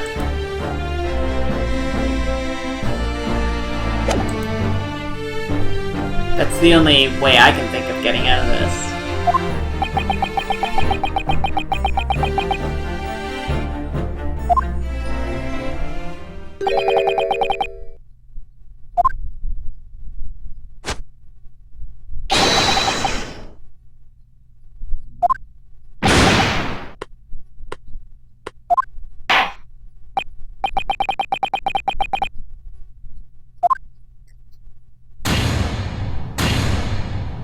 Well, there we go. I mean, I guess we won.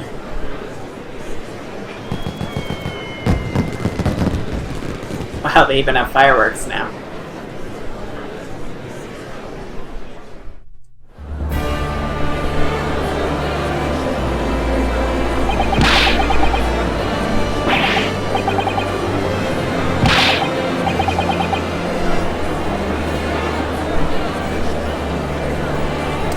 This is kind of a fairly realistic depiction of how court goes sometimes, though. Like,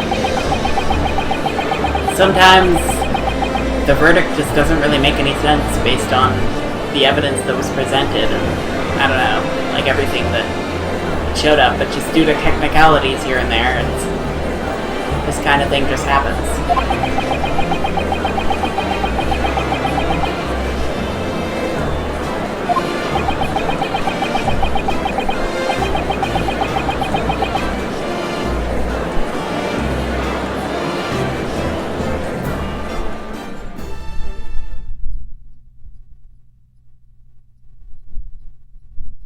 Well, I mean, at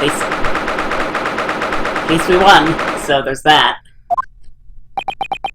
We passed our test, I guess.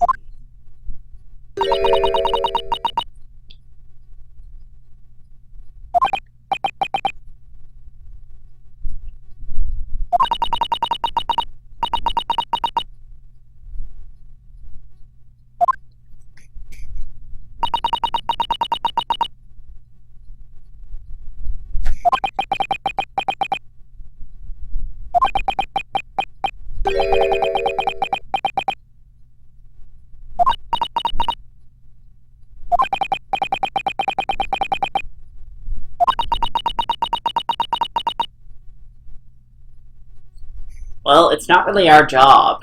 Our job was to be a defense attorney to ensure that due process was followed during the court process, and we did that to the best of our ability. In theory, we did nothing wrong. It was the prosecutor who failed to conclusively prove his guilt. I don't know, like, everything the judge said there was kind of correct. Even though, I don't know.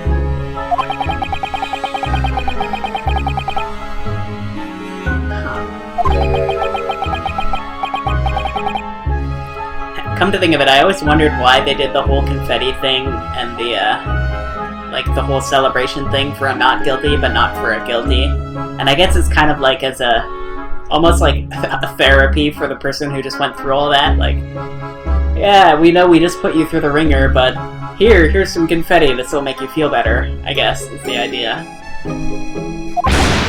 And here they've got fireworks as well.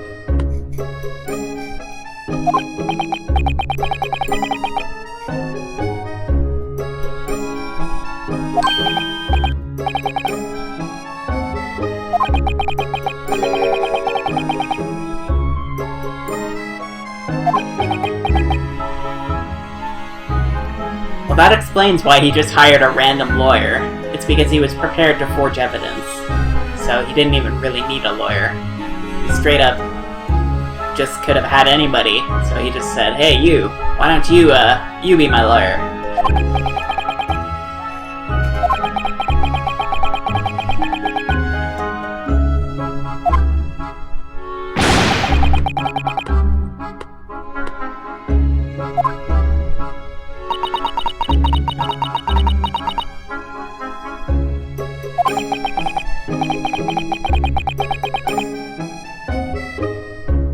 Yeah, I don't know.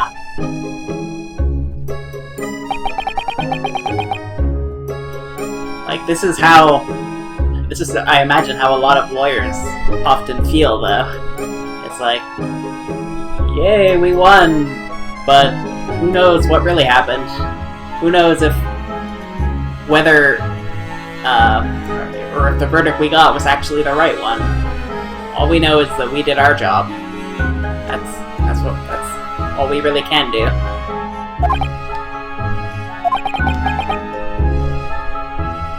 We gotta hope that the prosecutor did their job the best they could as well.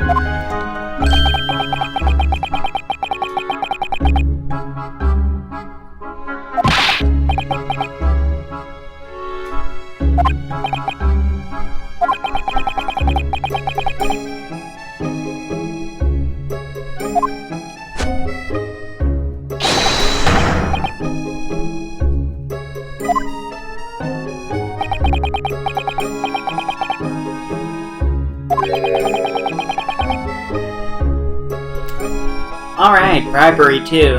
Huh.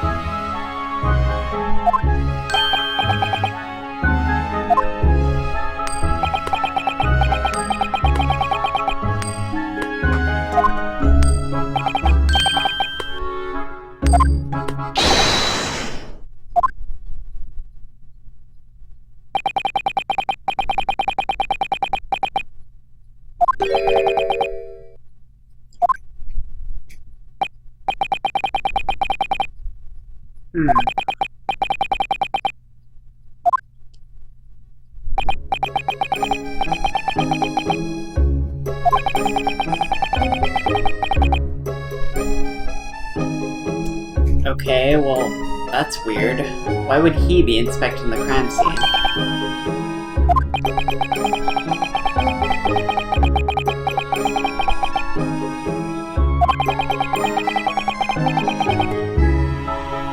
I mean, I guess.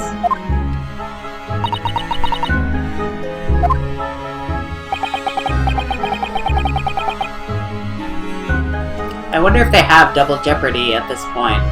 Like, if you can't be retried for the same crime. I mean, I would think just, I don't know, it'd be more interesting if they did have that, but I don't know, I feel like that might be a recent law. Well, not recent, but like within the last few hundred years.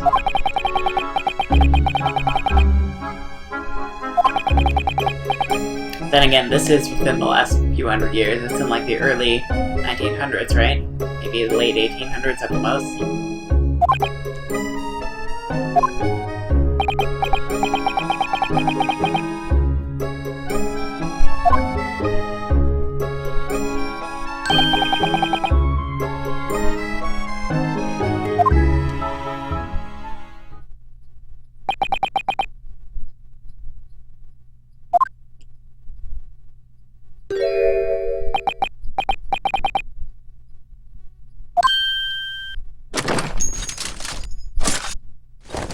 Alright, we're about to be assaulted.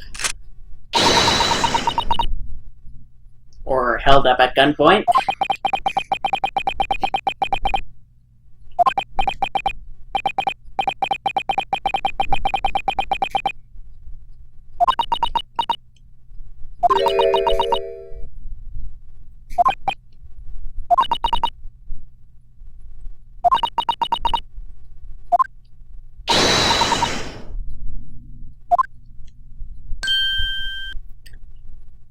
Alright, and there's a familiar character from the promotional art and whatnot.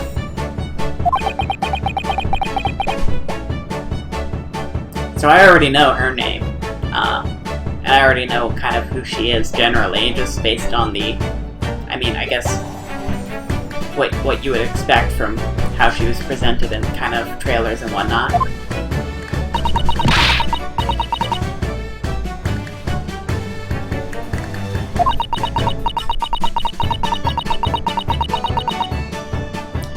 Well, that explains that. I was wondering why she was holding on to that.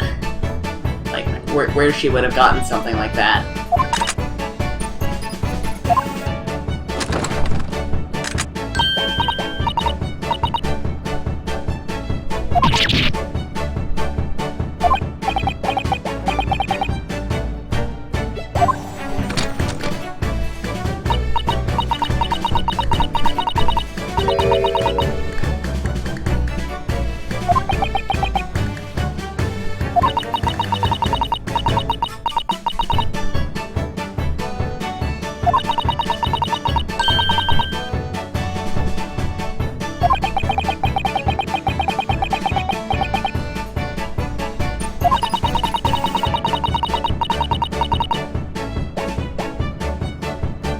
Omnibus transfer. Oh, wait. Maybe she just means, like, when she transferred from one omnibus to another, I guess. Also, yeah, tracking device, like, it's pretty advanced for the early 1900s or late 1800s.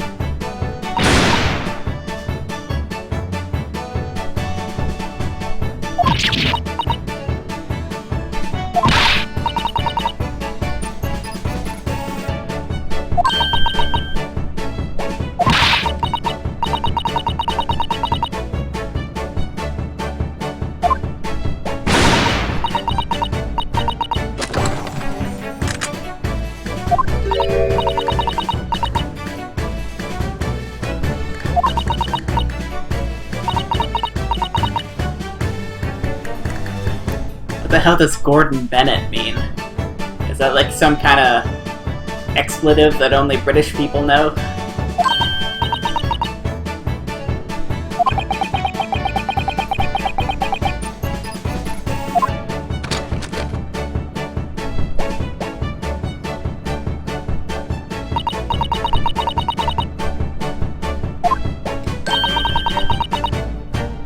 Okay, she's not even gonna introduce herself.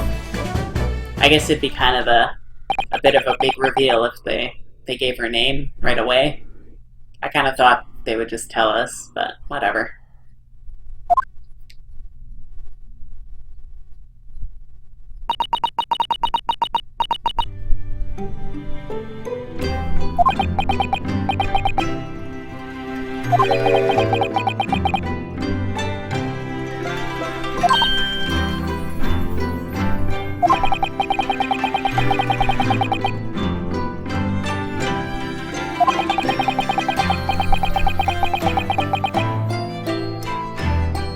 Well, I assume that we can get our belongings back if we talk to the bailiff, right?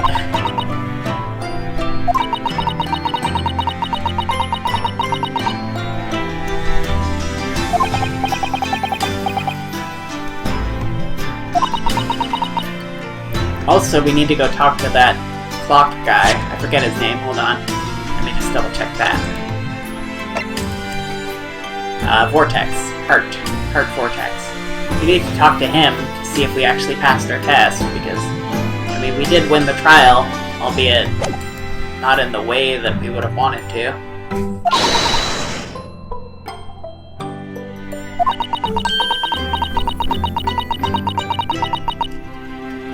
Here's the one thing that I don't like about this, is that there's not much of this game left, right? There's like one or two more trials max, or not even trials, cases. Because some of those cases might just be like purely investigation, like the last one. So, all these like kind of inconclusive cases, I hope they're building up to something, because if not, then we're gonna have to wait a while for the second game to ever be translated. And that's gonna be, I don't know, I hope that this game ends on a kind of like satisfying note, and it's not like a huge cliffhanger. Because I feel like I've heard people say that it might be a huge cliffhanger that this game ends on. Or not a huge one, but I don't know. Like it ends on an unsatisfying note, and I don't know what they meant by that, obviously, but I don't know. I don't even really want to go to anywhere associated with that guy right now. Just even if he is not guilty, which I still kind of believe that he wasn't. Although, he's definitely guilty of something, and forgery is probably a part of that.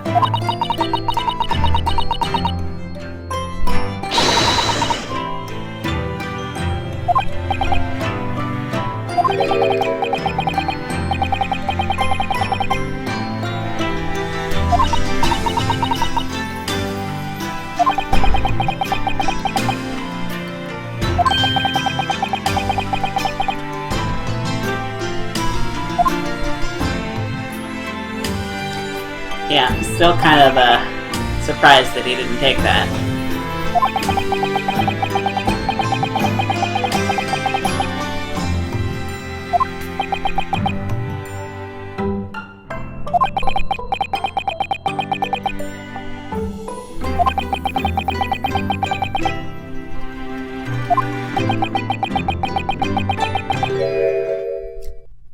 Well, that's good to hear.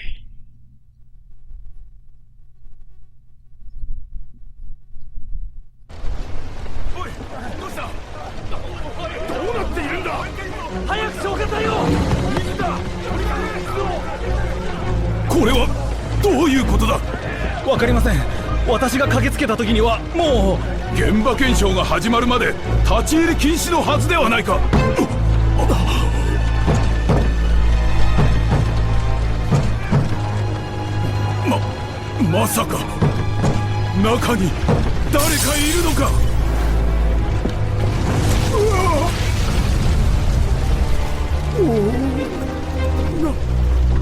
なんという。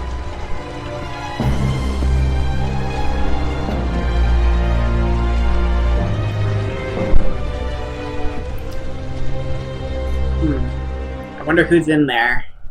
I'm gonna guess McGundle. Is he? I bet he's gonna be our victim.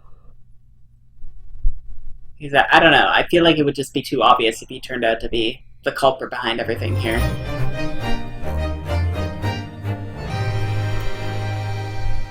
Alright, so I have a feeling that next chapter is going to end up being a purely investigation chapter, probably. And it's probably going to be like we have our buddy Sherlock and we try and figure out what's going on with that whole fire thing, probably. Unless we just move on to something completely different. That would be interesting too, but... yeah, I think that's it for today, so until next time, take care, and I will see you then.